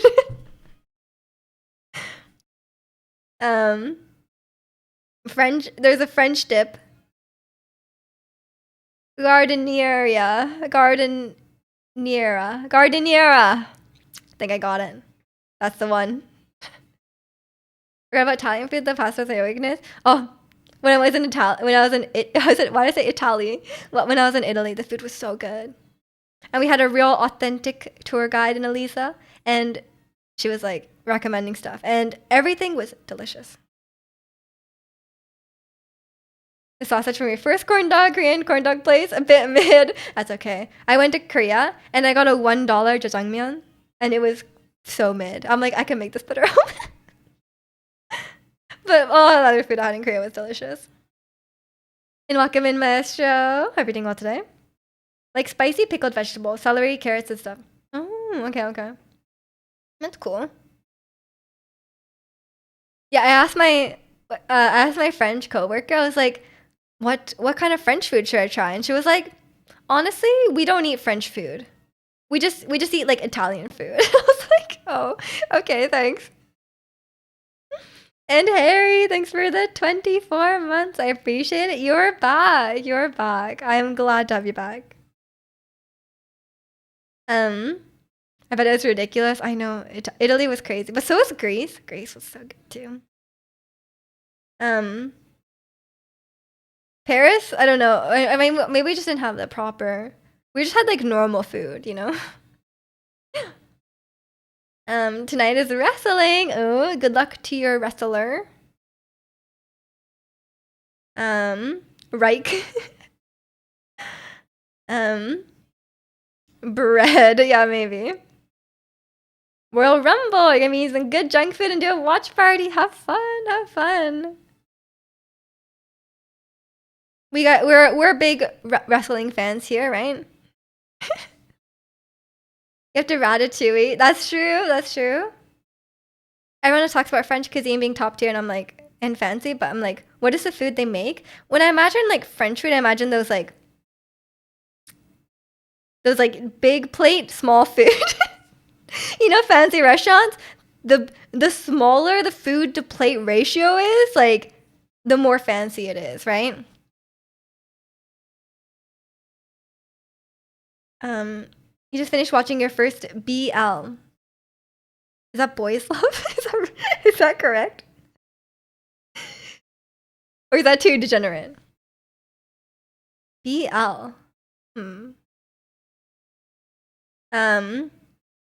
The Royal Rumble. Does everyone know about this Royal Rumble?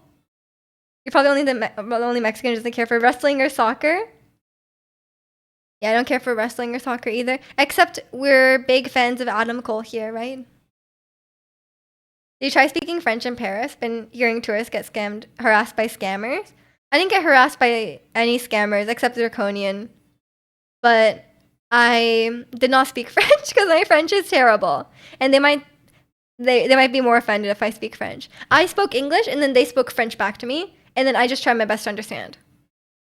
My French is, I have a decent amount of words, especially like food related words. I think I know quite a bit because all our labels here and stuff are in French. So I do see it quite often, but I cannot make like a full sentence. I'd be like, bonjour, comment ça va? Je m'appelle Michi. I can't speak anything, man. Enjoy. It's very simple, so it's great for beginners. It does mean boys love. Okay, I was right. That's nice. I'm glad you've been enjoying it. I haven't seen any of that. I've only ever seen straight dramas. Adam Cole sucks. Wait, did he get canceled? I just look. He likes Zelda. And he was actually very nice when I spoke a few words to him. He seemed very kind. Very kind and wholesome, supportive. Even though I sucked. We're also weebs. That's true. That is true. You say one word in Spanish and every Hispanic will congratulate you? What did I learn? Mi es cubana. And, am I gonna remember the sentence? Mi esposa bebe agua caliente. Any Spanish speakers? He just sucks. What do you mean he sucks? Like he's like a heel? Is that what you mean? The only French I know is I surrender. I don't know if you should use that. Or just book Indonesian. What?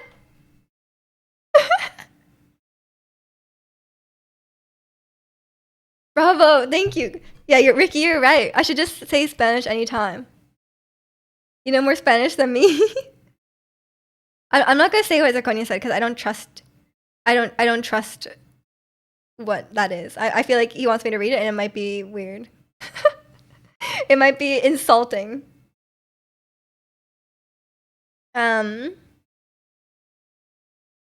Me using wrestling jargon was on my 2025 bingo card, dude. Heel? Everyone knows that. Everyone knows that, man. But is it true? Is he a heel? No, we're here. We know Adam Cole personally. So of course we know about wrestling. You can spell socks and it's Spanish for it is what it is. Do I? Can I? Did you teach me at some point and I forgot? One more beer, please.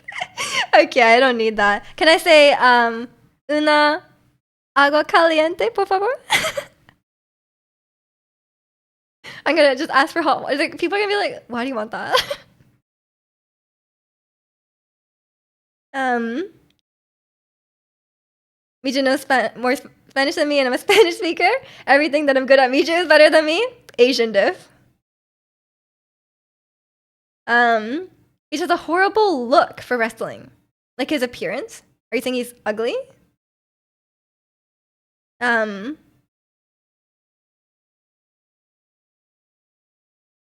S-O-C-K-S? What? He said hot water. Yeah, of course. They'll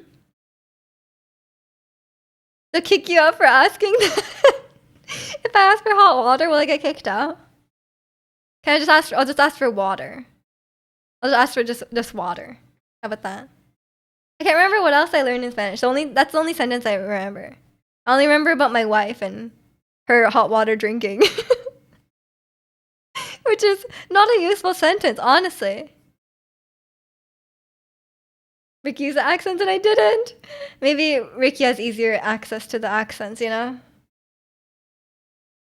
Ricky's pretty cracked at Spanish. How's that Portuguese coming along? I'm sure he's doing great. I'll just laugh at you if you want hot water. Yeah, maybe. And they're like, why? Why do you want hot water? And I'm like, mi esposa, baby. That's how I'll use it. That's how I'll use it. Can I learn another Spanish word that will be useful for me? Hot water is good though. See, Harry's on my side. Harry's got my back. What's a Miju like sentence that I can speak in Spanish? Portuguese is pretty similar to Spanish, but Brazilians have really complicated accents here in the north. Oh yeah, we were talking about accents earlier. Accents are tough.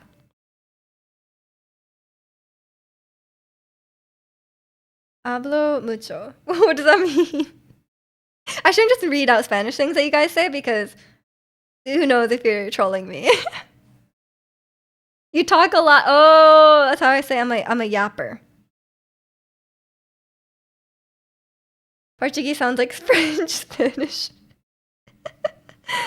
You struggle to understand most English. You're literally English, Harry. What do you mean you struggle to understand? We were just talking about Manchester accents. I've been enjoying it. I've been watching Ted Lasso. Been enjoying that a lot. We would never. Right, you would never. Wasn't there a French dude in Spain struggling, so he made his own language? Maybe.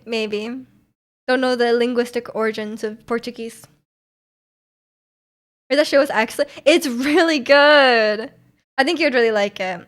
I honestly, they don't market it well enough because I went into it thinking it was just some like dumb sports sitcom. It's really well done. I think I'm on the 3rd season now. It's not as good as the first 2, but really, really good. It's very heartfelt. Like it's so emotional. It's so wholesome, but also has some sad moments. But it's really not just like they really advertise that as like a sitcom, but it's really not. But like there's a southern accent which is very easy, then Scouse, Scottish, Welsh, Birmingham, Roadman. There's way too many. There is a lot of British accents. I do agree. Some of them I have trouble with as well. English, French, Spanish all derived from Latin. Yes, I think so. I mean, everything with the Latin alphabet probably was derived from Latin. Latin? Am I overpronouncing the T? I think I am. Well, I don't know what's happening to my accent. I think my accent is getting weird. I think like they say like if you have immigrant parents, you have a really neutral accent. Like you don't it's not common to have like an accent about like where you're from because you're exposed to a lot of different accents, right? I think my accent changes. And welcome in Paris. English is Germanic, but oh boy, did French and Latin invade the hell out of it. Fair enough. That's just I don't yeah, who knows. Is there a Canadian accent? Yes. Yes. And it sounds the really, really strong Canadian accents sound very kind of similar to like an Irish accent. Um it's like it's very weird, but most people don't have that strong of an accent in Canada. Greek too, of course. Hello, yeah, welcome in, welcome in. Thank you for the linguistic information. You're gonna go kill some more bosses. Had to come and show some love and share the funny story. Hope everyone has a great day. Have a good luck with those bosses. Hope you have a great day too. Eat more tacos, yes. The reason Old English became Middle English is because the French invaded and occupied England for a while. There's a lot of invading going on. It's believed that Old English and Old Norse were mutually intelligible back in the Viking Age. It is crazy that some languages, like people, they can be speaking different accents or different languages, but they can understand each other. Old English. I bet those Vikings would love playing Metaphor. They were out there playing Elden Ring. Those guys. I bet they weren't even good at the game. It's too much history. It's a lot of history. But we have a lot of history people. People like history. They say Frisian. Frisian. I don't know what that is. My geography, you guys know my geography is not great. There's a reason I was a STEM major. They're playing Elden Ring IRL. They were. But yeah, I just try not to think too much about languages, and I just, you know, I just cheat coded my way into being bilingual, and then I'm like, that's good enough for me, you know? As long as I am like, as long as I can yap, who cares about the language? Netherlands and Germany is where the Frisian is. In the Netherlands. Oh, okay. I had no idea what that is. I mean, I know what Netherlands is. Sorry, I know what Netherlands is, but I haven't heard about Friesland. STEM is so much better. It's definitely more suited to me. I wouldn't have survived a day in getting like an arts degree, you know? You know a ton of words in many languages. Expert level rehabbing. True. I'll do a yapping stream in Spanish. And then we actually have a lot of Spanish speaking people in chat though. Do you guys think the Spanish speakers are the highest? Like aside from English, I feel like Spanish is the second highest. If I had to guess. Because I don't have a lot of like Asian, like people who live in Asia viewers, because the time difference is a bit difficult. Like anytime someone from Asia is watching, they can just catch the end because it's like the middle of the night or whatever. And we don't have a lot of French speakers. Maybe some European countries would have some more people, but I think we have a lot of Spanish people. Or Spanish-speaking people. Their French fries were invented. Duolingo was really fun. Especially when I got to make my own sentences. It was a great time. You know, I'm a fast learner. I could make the sentences I needed to make. The first thing invented French fries. Yeah, if we only take one piece of knowledge from today's stream, French fries, yes. Me just hitting the Hispanic demo. I'm just, you know, we're talking about wrestling here. Time to talk about football, soccer. Yeah, it's maybe, yeah, that's my target demographic apparently. Way more francophones in chat. Yeah, we don't have like any. We don't get many French people. What time is it for now? What time is it for you now? Because I remember when you streamed, it was like 9 p.m. to 12 a.m. for me. Yeah, I changed my stream time a few months ago because from 9 a.m. for me, so it would be like 5 p.m. I stream from like 5 to 8 p.m. for you now because I have Pilates usually. Not today because it's snowing and my instructor can't make it, but generally I have Pilates in the afternoon. So I started streaming in the morning and it's kind of nice. Because like I have the rest of the day, and then for the European, I have a lot of. You actually used to have a lot of European viewers. I think these days we have a lot more Americans. But I definitely had a lot of European viewers before, and it's quite nice for them as well because it's early enough. And even for like East Coast, it's like noon for them, so it's not too bad.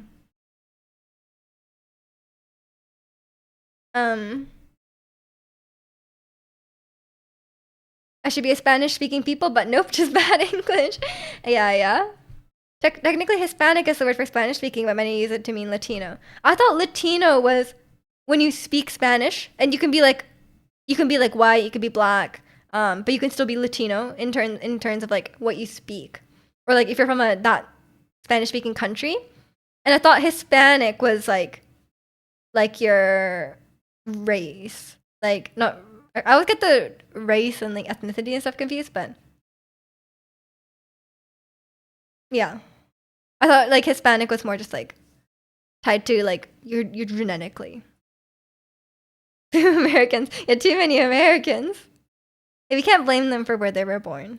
Some of them want to leave probably too. And welcome in Bella. Hope you're doing well today. Latino's an overarching term, like Brazilians are Latino but not Hispanic. Yeah, right? Because you could be like, a lot of Brazilians are white. Is there any new girl group debut yet? I'm sure there's some. Doesn't a new K-pop group debut like every day? But I don't know about big ones. You can speak Spanish and not be Latino. So is being Latino is like you're from a country that like if I just learned Spanish now, I would not be Latino. But I mean like the country you're from. Like if my parents were immigrants from like Cuba, then I would be Latino, right? Regardless of my race. Is that true? Are we all confused? There's a Conan here with the more historical facts. You speak English and you're not English. Yes. Well, they're just not Hispanic because Brazil is Portuguese. Oh my god, we're all confused.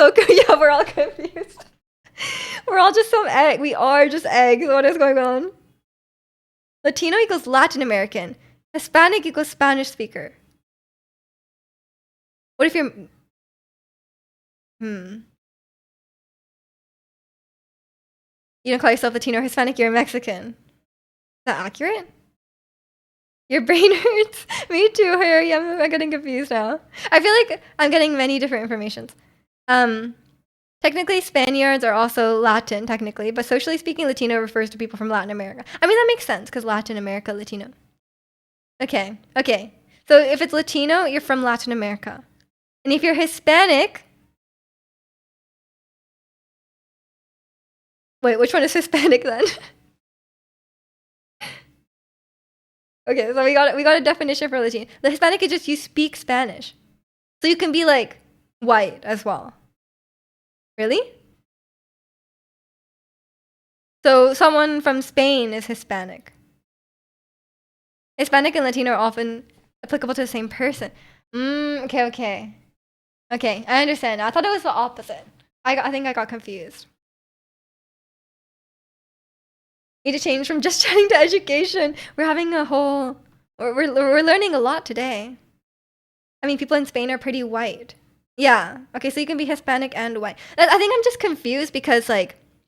I think I'm just confused because, like, a lot of times when you put in, like, a form, it will have, like, what you identify as. And it'll be, like, white, Asian, Hispanic.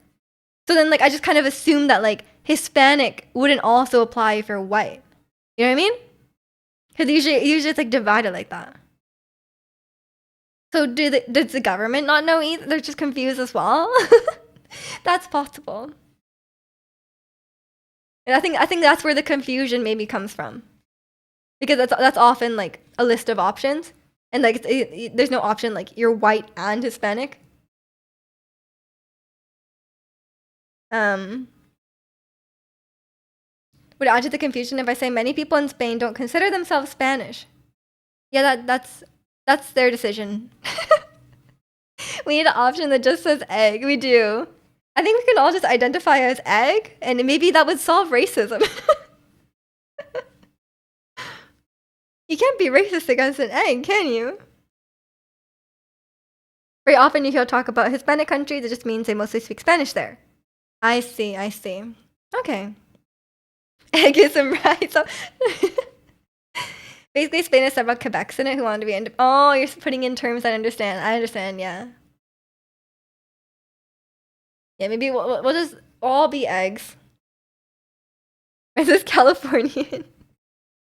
Does some random people in Spain are like, yeah, we're Californian. We're LA girls.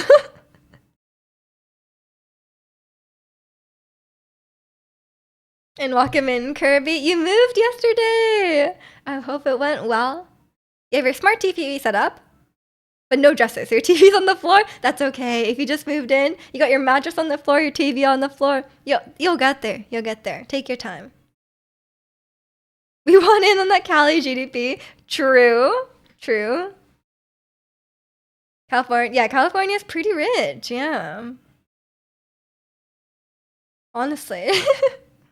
Doesn't sound like the worst. Yes, moving is always a hectic time for sure. Getting everything set up. But I'm not excited for the actual act of moving, but I'm excited to get new furniture. You guys know my couch is, like, made of cardboard, and for some reason it just breaks. California is a state, yeah. Imagine being rich. Couldn't be me. The state of California. Just, I guess a lot of states are rich. But yeah, welcome in, protagonist. Don't you live in California? Are you moving? No, I'm not moving yet, but I want to move eventually, right? Because this is kind of like, it's kind of small, you know? I want to eventually live in a 2-bedroom. Yes. I mean, we didn't say everyone in California was rich. We just said the state, the government has a lot of money. The economy is very wealthy. Who can afford to cut onions? True. I mean, no, onions are pretty cheap, to be fair. Onions are one of the cheaper vegetables. Meiji wants to buy her own apocalypse. Yeah, we need to go to the prepper. We need to go all the way to we need to start our prepper content, you know? And then I'll start doing streams where I'm like, tour of my bunker. I'll do a tour of my bunker, and I'll do, like, a taste test of all the MREs we're gonna eat. And Ali, thank you so much for the 23 almost 2 years. That is very exciting. Thank you so much. Hope you're doing well today. Which is crazy because they're one of the tastiest ones. True. Onions are so good. But that's good that they're cheap, you know? They're like accessible to everyone. Taking a stroll down Emery Lane. Yeah. This night we're gonna be preppers. And we're gonna buy all this stuff. Potatoes are god tier. Potatoes are pretty good too. Pretty versatile. I'm a big carrot enjoyer. There's a city called California, Missouri. Okay, so I guess it is a city too. Onions are so painful. Painful how? Like when you cut them, you cry? Or you mean they upset your stomach?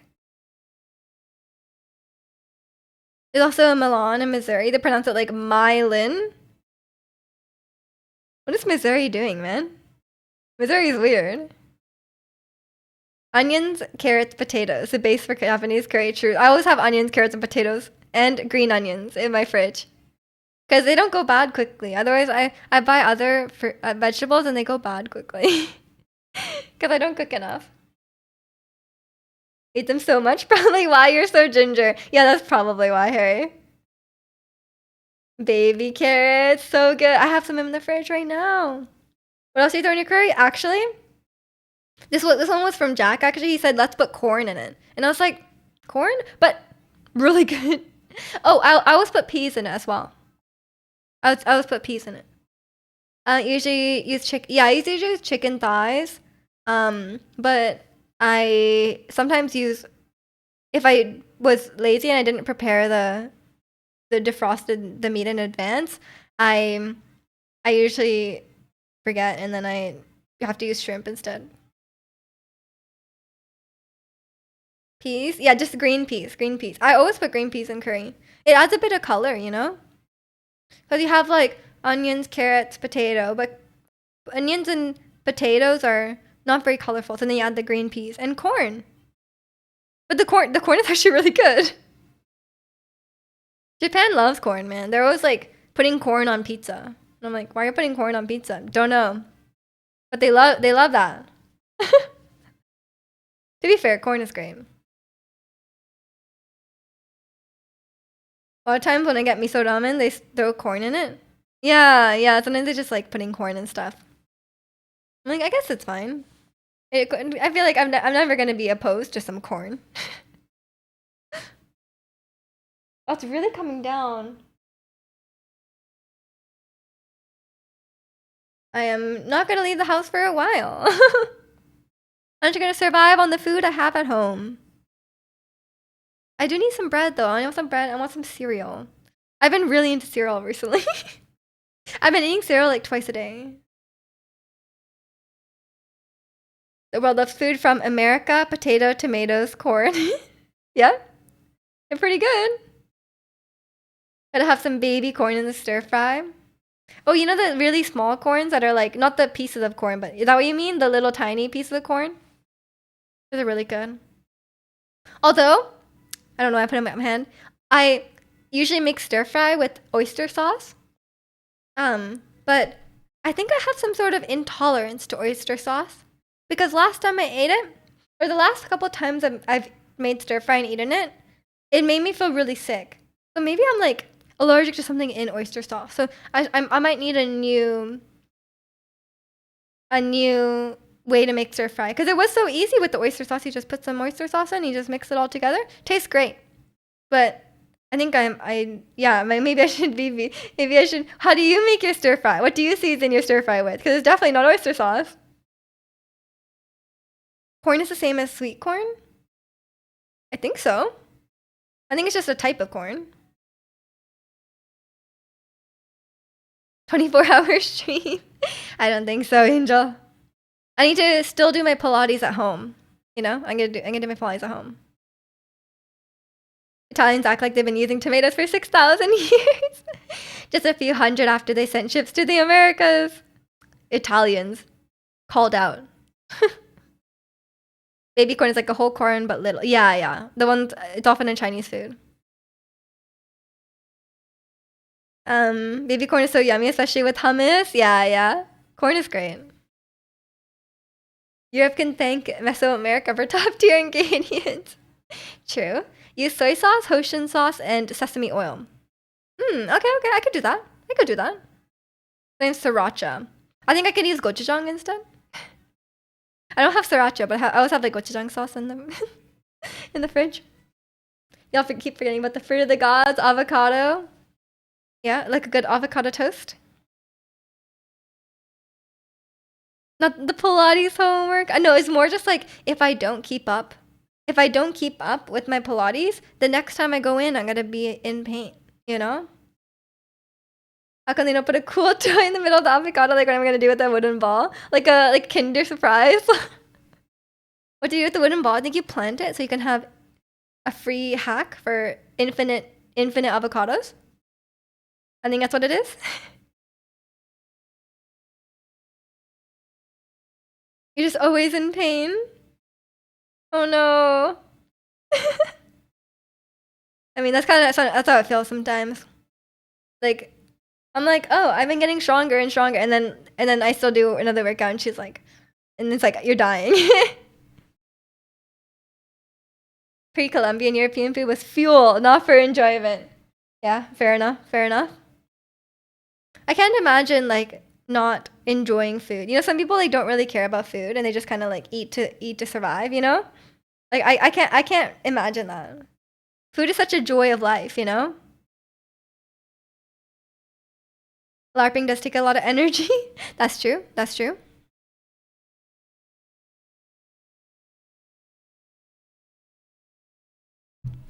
They just eat despite their enemies. Fair enough. Fair enough. Food is the best thing ever provided to us. Exactly, exactly. We gotta enjoy the food. Or it's like when you're traveling. I feel like I travel to eat. You know, I maybe don't live to eat, but I definitely travel to eat. You'd argue water is pretty good too. Yeah. You know, some people don't drink water. Like some Americans and stuff, they just like they only drink soda. Like, is that okay? And some people are like, I don't like water, you know? And I'm like, how can you not like water? Some people genuinely don't like water. They're like, I can only eat water if you put like the like whatever like flavoring in it.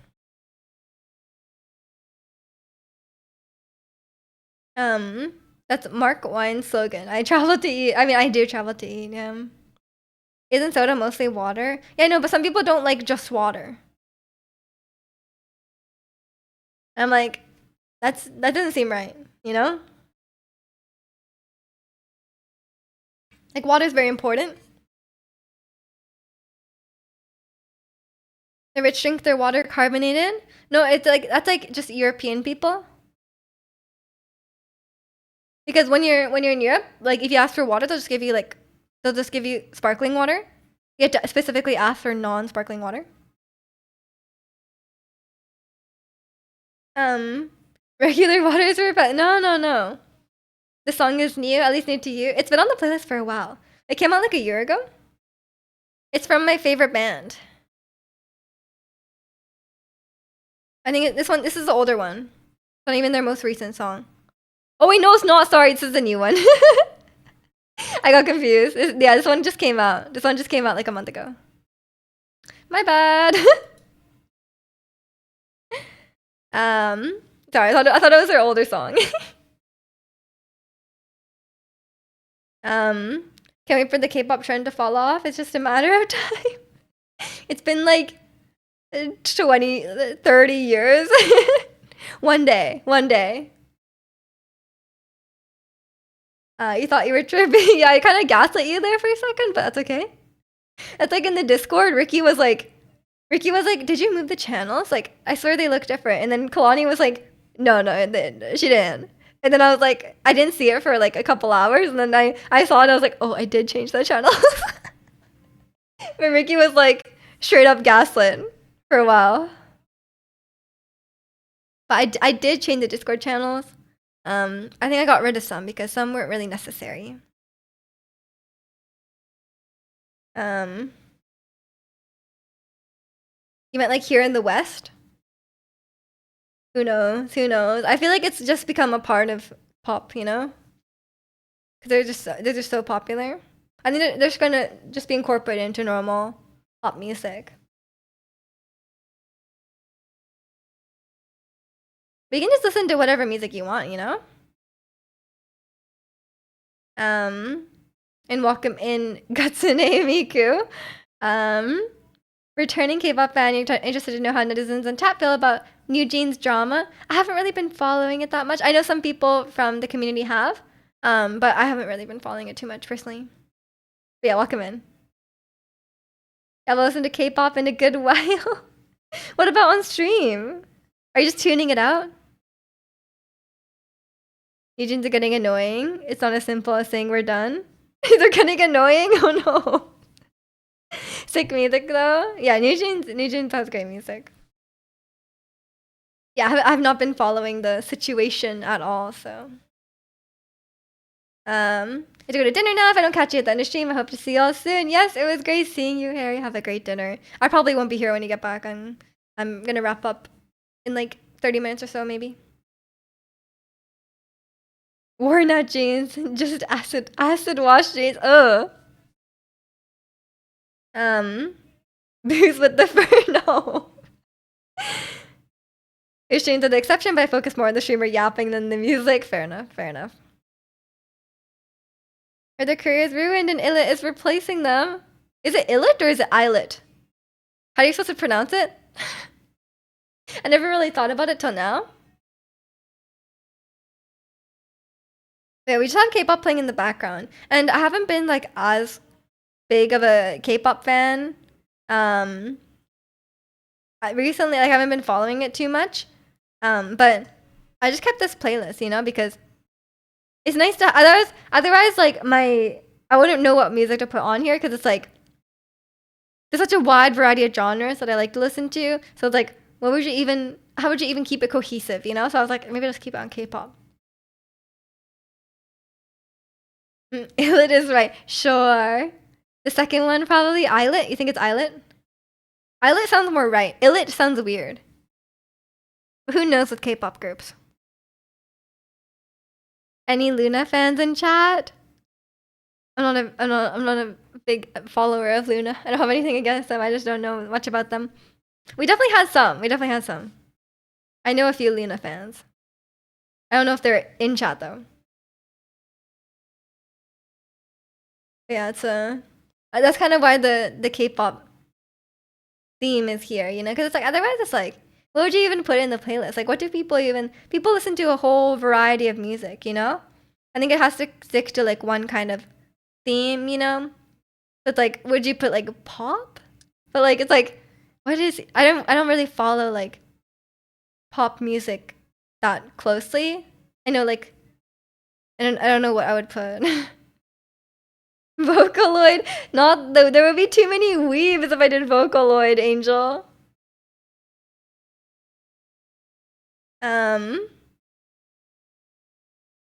Norwegian folk music. Are you a Swiftie? I'm not. I know Angel is. But yeah, I don't have anything against her. I just don't follow her. I'm more of a in terms of Western pop music. I'm a Ariana Grande fan. I like strong vocalists. That's usually what I like. I like strong vocalists, and I like some bands. I like a lot of show tunes. Metal covers of games as well. Oh yeah, those go hard. Me and Alex are the Swift demo. They are. Don't hate on the weeb gems. I have a crippling fear of weebs, you know? Can't tell me not to hate on weebs. Yeah, I have a crippling fear.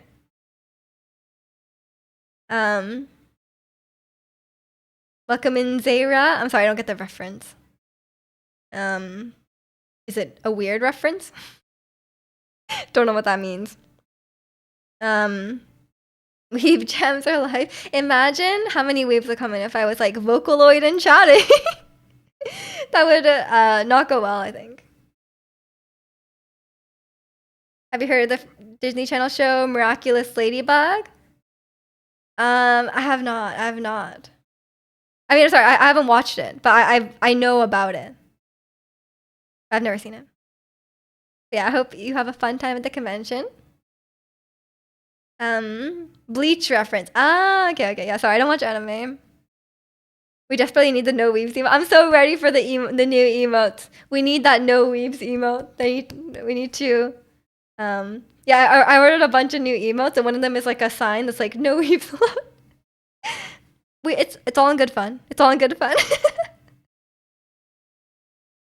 I think it would be a fun. If it gets too toxic, we might have to remove it, but I don't think it will. I think usually weebs can roll with the punches, you know?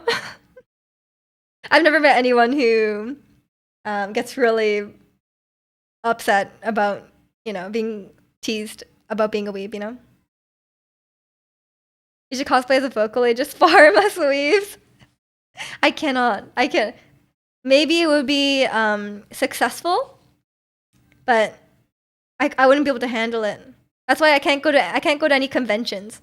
Like I like to cosplay, but I can't go I can't go to conventions because I am too scared of weebs. Like how dare you make fun of their non-existent waifus? Oh no. I bet your waifu doesn't even love you. People can hate on weebs all they want, but I bet deep down they like it and do weeby activities. Maybe not everyone. There's a lot of like normies, you know? Like some people are real white. They're like out here, they just watch like American football and like CSI. They watch CSI on cable TV. They don't do any weeby activities. I couldn't think of anything. I'm sorry. I don't know why that was my go-to. NCIS. Yeah, that's what they're watching. Do you know Wua? I do not. I'm sorry.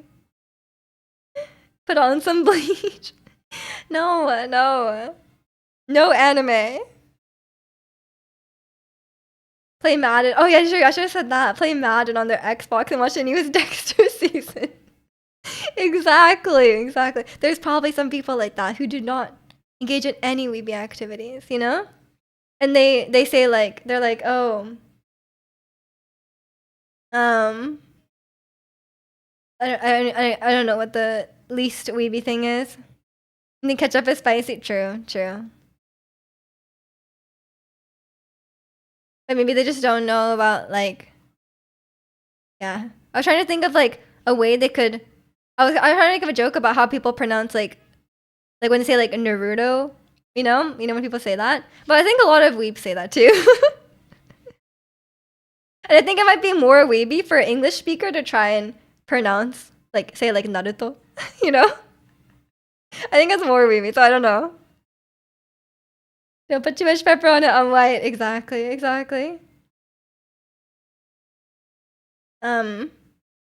There is certain things that people do that make me question their safety.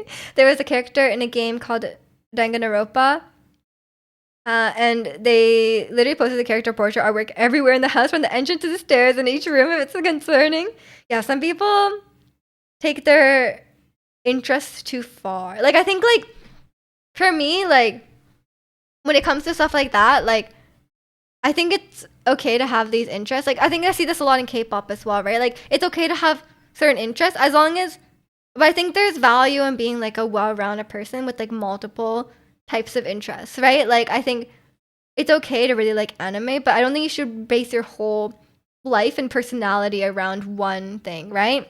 I think it's quite common if people are younger and they don't have like a good sense of identity, right? I think that's fine when you're figuring yourself out, but like, especially like full on adults, sometimes people like base their whole personality and their whole like life around one interest. And I'm like, I think it's good to have like multiple things in your life, right? And we're playing Persona 5, and when they pronounce Takamaki, that's the most right way I can say it. We've catching so many strays right now. I'm sorry, you probably didn't know it was this type of chat when you came in. You're like, time to talk about K-pop, but really, you were catching strays for being a weeb. I get tilted when someone speaks clear English and starts accenting a foreign word. Yeah, I mean, sometimes when it's like the whitest person doing it and they think they're cool for doing it, it's like, I don't know about that, you know? But if they're trying their best to pronounce something well, then out of respect, then it's okay, you know? But if someone but some people go like over the top, you know? Um, Can't tell if it's for clout or if they just really love the character. That who knows? Some people are a bit unhinged. You mean I shouldn't base my entire personality about loving Irene? I mean, that's a bit acceptable. It's Irene. She's a goddess. It's good to have multiple things in your life as long as none of them are anime. I mean, I didn't say it. I didn't say it. Are you truly a weeb if you can't read 5 J-dramas? Read them. People see me just Japanese and just get all the strays coming in here. I do have a tag on my stream that says no weebs allowed, and no one pays attention to it. And welcome in, Shy. I don't know if these are strays. It seems pretty pointed. Yeah, it's pretty a direct hit. And welcome in, Dutchist. You're finally in California, super excited to explore. Ooh, I hope it goes well. Weebs can't read. Maybe. Yeah, like, I don't know about the foreign word pronunciation. I think, like, it can be sometimes, like, I think it depends on their, I think it depends on their attitude about it, you know? If they're, like, pretentious about it, that's a bit annoying. Or they're, like, correcting other people, you know? You're pretty cracked at reading. That's true. Anime fans do read subtitles. Even Western shows I got subs on. Honestly, I thought about, like, I heard, like, usually once a day at the movie theater, they have, like, they have a showing with, like, with subs on for people who are hard of hearing. And I'm like, maybe I should go to that one. Like, maybe I should go to that one. I love having subtitles on. You can't tell me I ignored the no weebs allowed sign and then welcome me in the next sentence. I'm so whiplash. I just a lot of duality here, you know?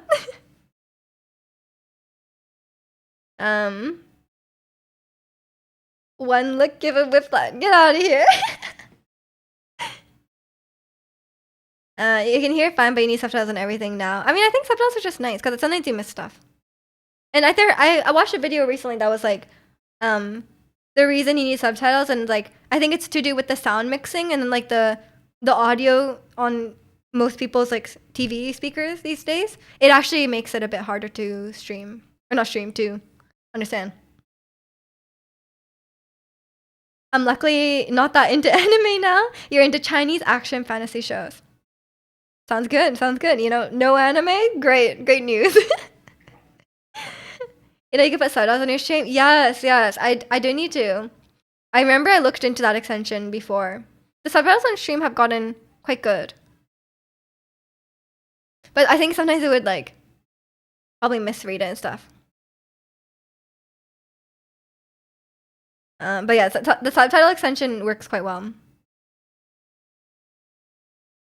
China and Korea trying to hop on the anime train now. I think they have their own thing, man. I mean, at least Korea. Korea's got their K-dramas, their K-pop. I think they're doing okay. I don't think they need to be a anime, you know?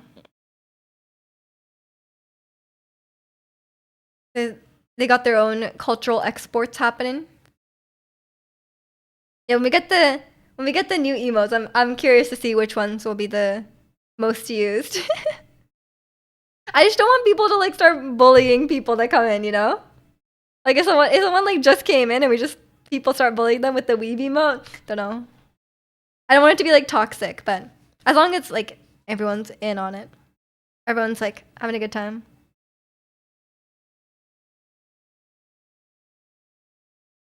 They actually illustrate their own anime. Look at Genshin. I think they've always had, they both had their own part of like type of cartoons and stuff, right?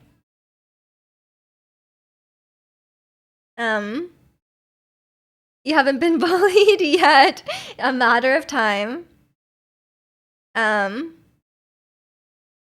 when a raid happens, instead everyone's gonna spam no weebs allowed. If we get raided by like a weeb channel, I think that happens often. I think sometimes a lot of people that raid me are like anime related channels, you know? Sometimes I like check someone's channel after they raided me and they're like some like anime related channel. I'm like, oh, okay. I'm like, where is this connection coming from? I'm not associating. Usually they're very nice people though. But yeah, it's maybe there's just maybe a lot of we do have a lot of weebs here, but I think there's just a lot of weebs on the internet. You know, I don't think it's specific, but it probably depends what you're playing. Like if I was streaming, like I said, if I was streaming like a Madden, I'm sure we'd have no weebs. But yeah, since I just have like a more general audience, and I do play Genshin. To be fair, I do play Genshin, so kind of inviting it a little bit. So fair enough. Gaming in general is a bit weeby. Yeah, that's true. That's a good point. There's a lot of weebs. The overlap of weebs and gamers is quite high. Like Chronicle Online people. And I'm including myself in there. Not in the weebs part, but, you know, Chronically Online. And welcome in, Con. Thank you, thank you. I tried to do something with my hair today because I think it's at an awkward length. You called? No. You cannot answer to that. Hair's S tier today, Minju. I think it's because I did something different, you know? But this is a hairstyle I used to do a lot, but then I had to stop doing it because I was like balding. Like, but now I have a lot more hair. Like this is just a friend. This is just my hairline, I guess. But I used to do this, and then there was like it was like balding because I bleached my hair so much that all my hair fell out. So then I couldn't do this hairstyle for like until now, really. So yeah, now I can do it because look, it's not patchy. You don't classify as a weeb. We tried watching them animes, but do I immediately get bored? You've recovered. I mean, you tried it. It's like trying heroin and then realizing don't like heroin. A great thing. It's not great that you tried it, but you know, at least you realize it wasn't for you. Balding, you can relate. Oh no. It's like you're a valued member of the community. Exactly. I saw on Wednesday I was gonna come for hi bye. I saw you had Kobeni hairpins. What's that?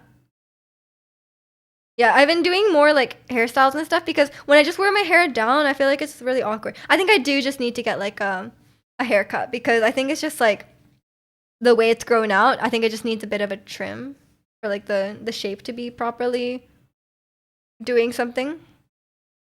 Because oh my god, I forgot to show you guys my hair extensions. It's really weird looking because I want to show them. I put them in this put them in this container. Look. It's hair. It's just hair. Isn't that weird? And it's so soft hair.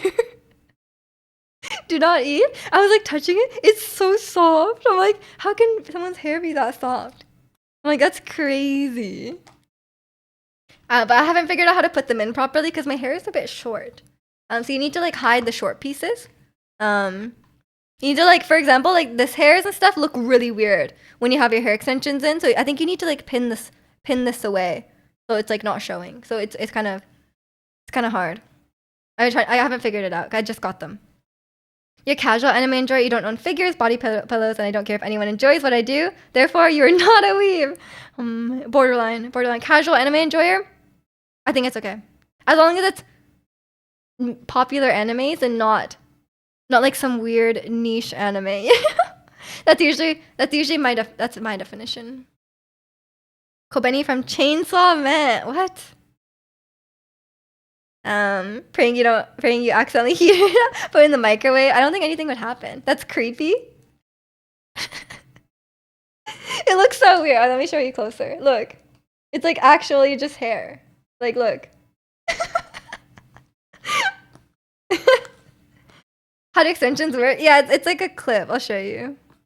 I don't want to take it out. Actually, I rolled it up, but if you can see here, it's like there's like a clip, and you basically like how it works is like you start like this, and then you like clip it across, and then you like do another layer, and then you clip it across again, and then it goes down. But then like mine doesn't really blend well because my hair is short.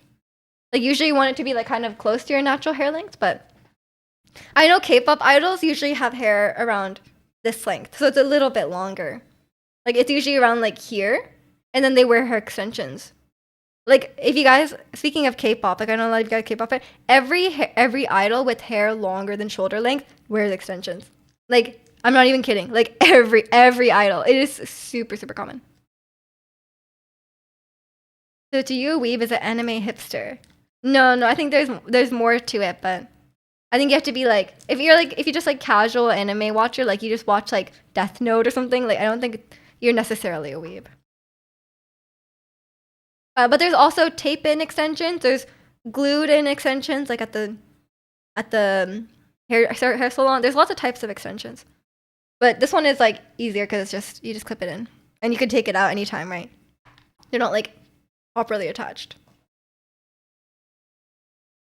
Flip it in the front so you can be the girl from the grudge. Sure. You know I have hair in the front. Like I don't need to do that. I could just put it on front. That your hair on the Tupperware just came back to a weird timing. It's hair extensions. It's I bought this hair. It's not mine. It's someone else. It's someone else's hair. But it actually matches my hair color very well. You have hair? I have some hair. I'm dealing this hair. It's actually really weird because it is real human hair. And I like because I've worn wigs for cosplays, right? And but I only ever wore cheap cosplay wigs. They're not real hair, right? They're just like plasticky hair. So it's like it feels weird. Feels weird.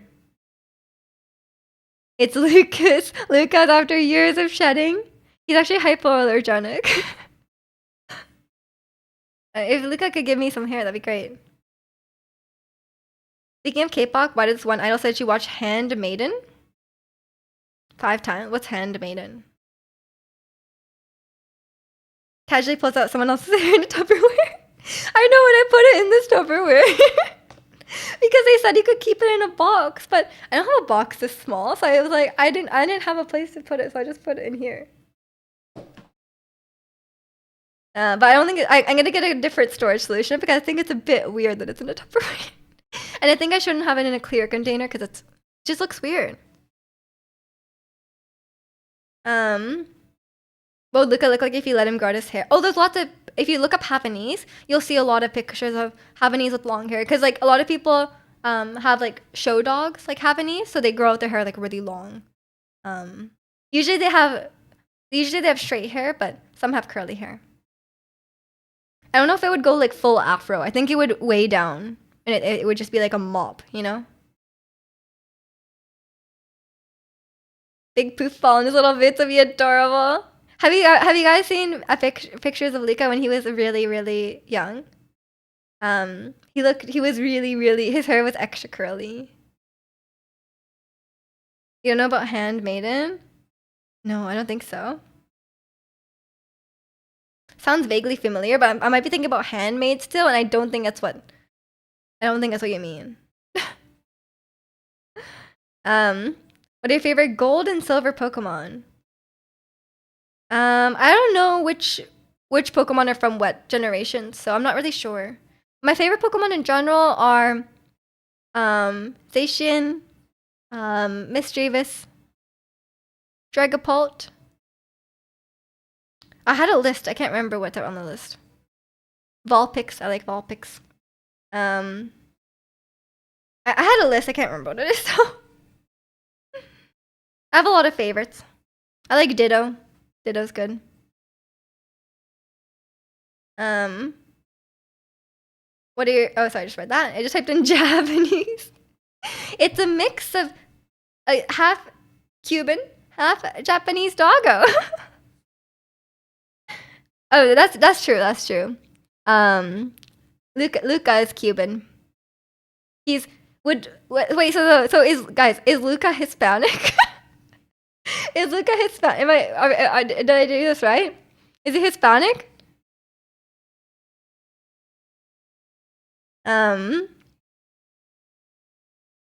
It's a Korean girl, so maybe for lack of better words. Maybe she's into it. Look at the Japanese doggo now. He is bilingual, yes. Half dog, half programming language. No, no, no. Italian? He's not Italian, man. I think Luca might be an Italian name, though. Of Italian origin. Being a programming language, I hate C. Yeah, C is stupid. Thought Luca was a German name? I don't know. I think it's kind of just like, I think a lot of names have like certain origins, right? But like it's kind of just like, it's common now in like English to English. The Pixar, oh yeah, there's a Pixar movie where the kid is named Luca. There's a Pixar movie called Luca. I still haven't seen it, even though my dog has that name. Yeah, I think they're Italian, right? I have no idea. Wait, Luca is a Havanese, which comes from Havana, so they're Cuban dogs. Who named him Luca? I did. What was the inspiration? I don't even know. I just thought it was a nice name, and it's easy to pronounce in Japanese. No, exactly. That's Luca. Our previous dog was named Zelda, and we did not name her. We got her when she was like 5. That's funny. They must have been a fan. You could have been friends with them. But why did they abandon their dog? Who knows?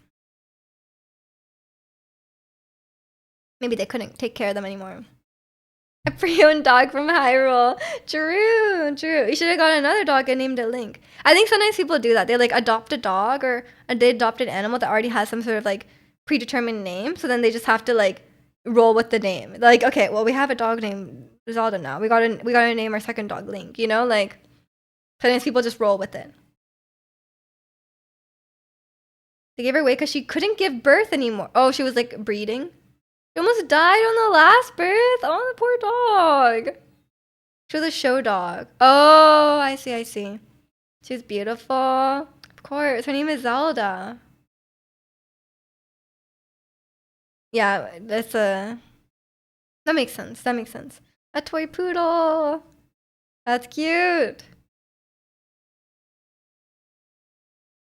I don't know what I don't know what I would name a dog given the choice now. I don't know what I named my animal in Stardew. I think I named it something random. I can't even remember what I named it. I gave it some name. But I played on the Meadowlands farm, and then the animal. Usually I go with the theme, you know. When I streamed Stardew, I think we went with Genshin characters. I think we named them after Genshin characters or something. Or I let chat name them. I think I let chat name them. So then like. But then, like, when you play with the Meadowlands farm, it comes with 2 chickens, and they were already named Petal and Twig. So I'm like, what do I name them? Do I name the rest of them, like, Leaf? Leaf? Plant? Like, I don't know, tree? I guess something like that.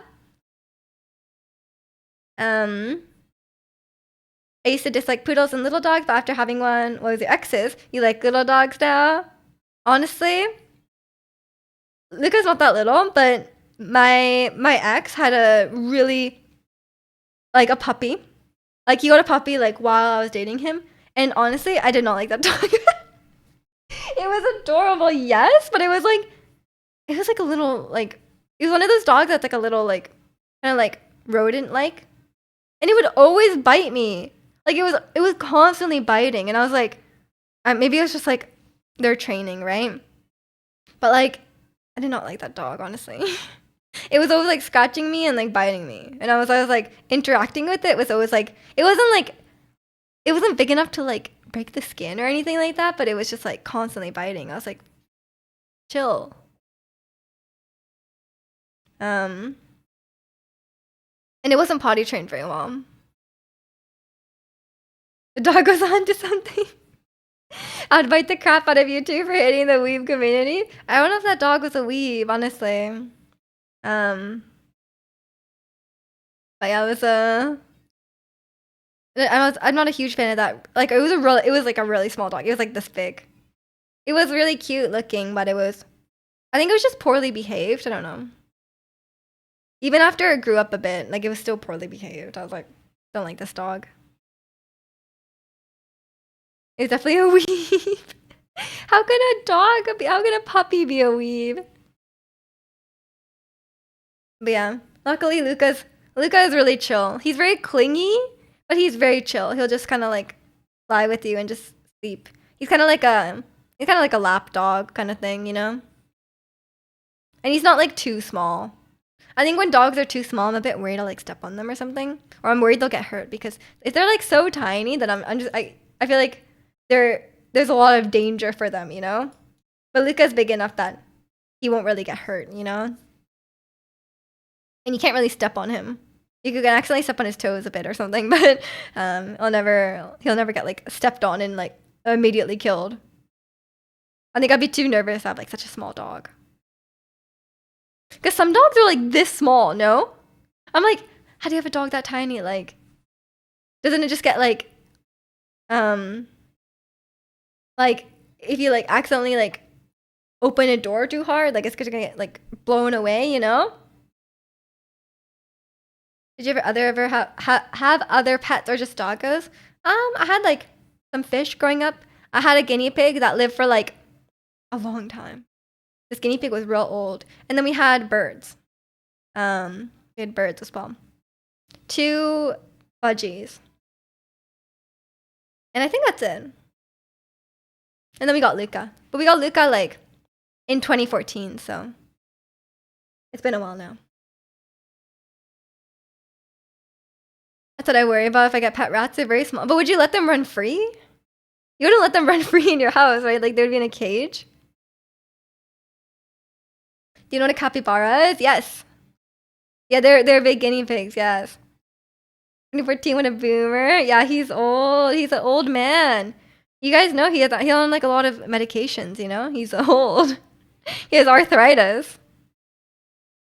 Do you have Taco Bell in British Columbia? We do, but it's not very common. I've never been. I let them have a sniff around. Yeah, but you keep an eye on them, right? If you're letting them out. I think it'll be okay. Or you put them in those little hamster balls. That could be fine. Like I let my guinea pig out sometimes, but I would keep an eye on her. But I think animals in cages are like a bit annoying because you have to clean the cage. But I guess a dog is even more work, so fair enough. Have them generate energy. True. Have them power your PC for you. You want a shoebill stork? Oh god. It would be a great guard pet. People will be very scared away. Like they knock on your door, and then this bird answers, and they're like, "Oh my god, I gotta go." You know, like it would be a great guard animal. Can take a stork on a walk. That'd be so funny, actually. Yeah, I don't know if I'll get any pets anytime soon because they're a big commitment, and I feel like, you know, it's nice to have the flexibility to travel and stuff. It's gonna get a dinosaur smell. Exactly. Okay, I might get going and have some lunch and stuff because I'm gonna stream again tomorrow, of course. You wear bird signs on your fence with like a picture of it. I think it would actually scare people away. Would be good. I think it would be good. But yeah, I will leave it here for today because we'll be yapping lots and lots tomorrow. So I'll save my voice. And I gotta do some Pilates and stuff at home. But yeah, old Pixelica.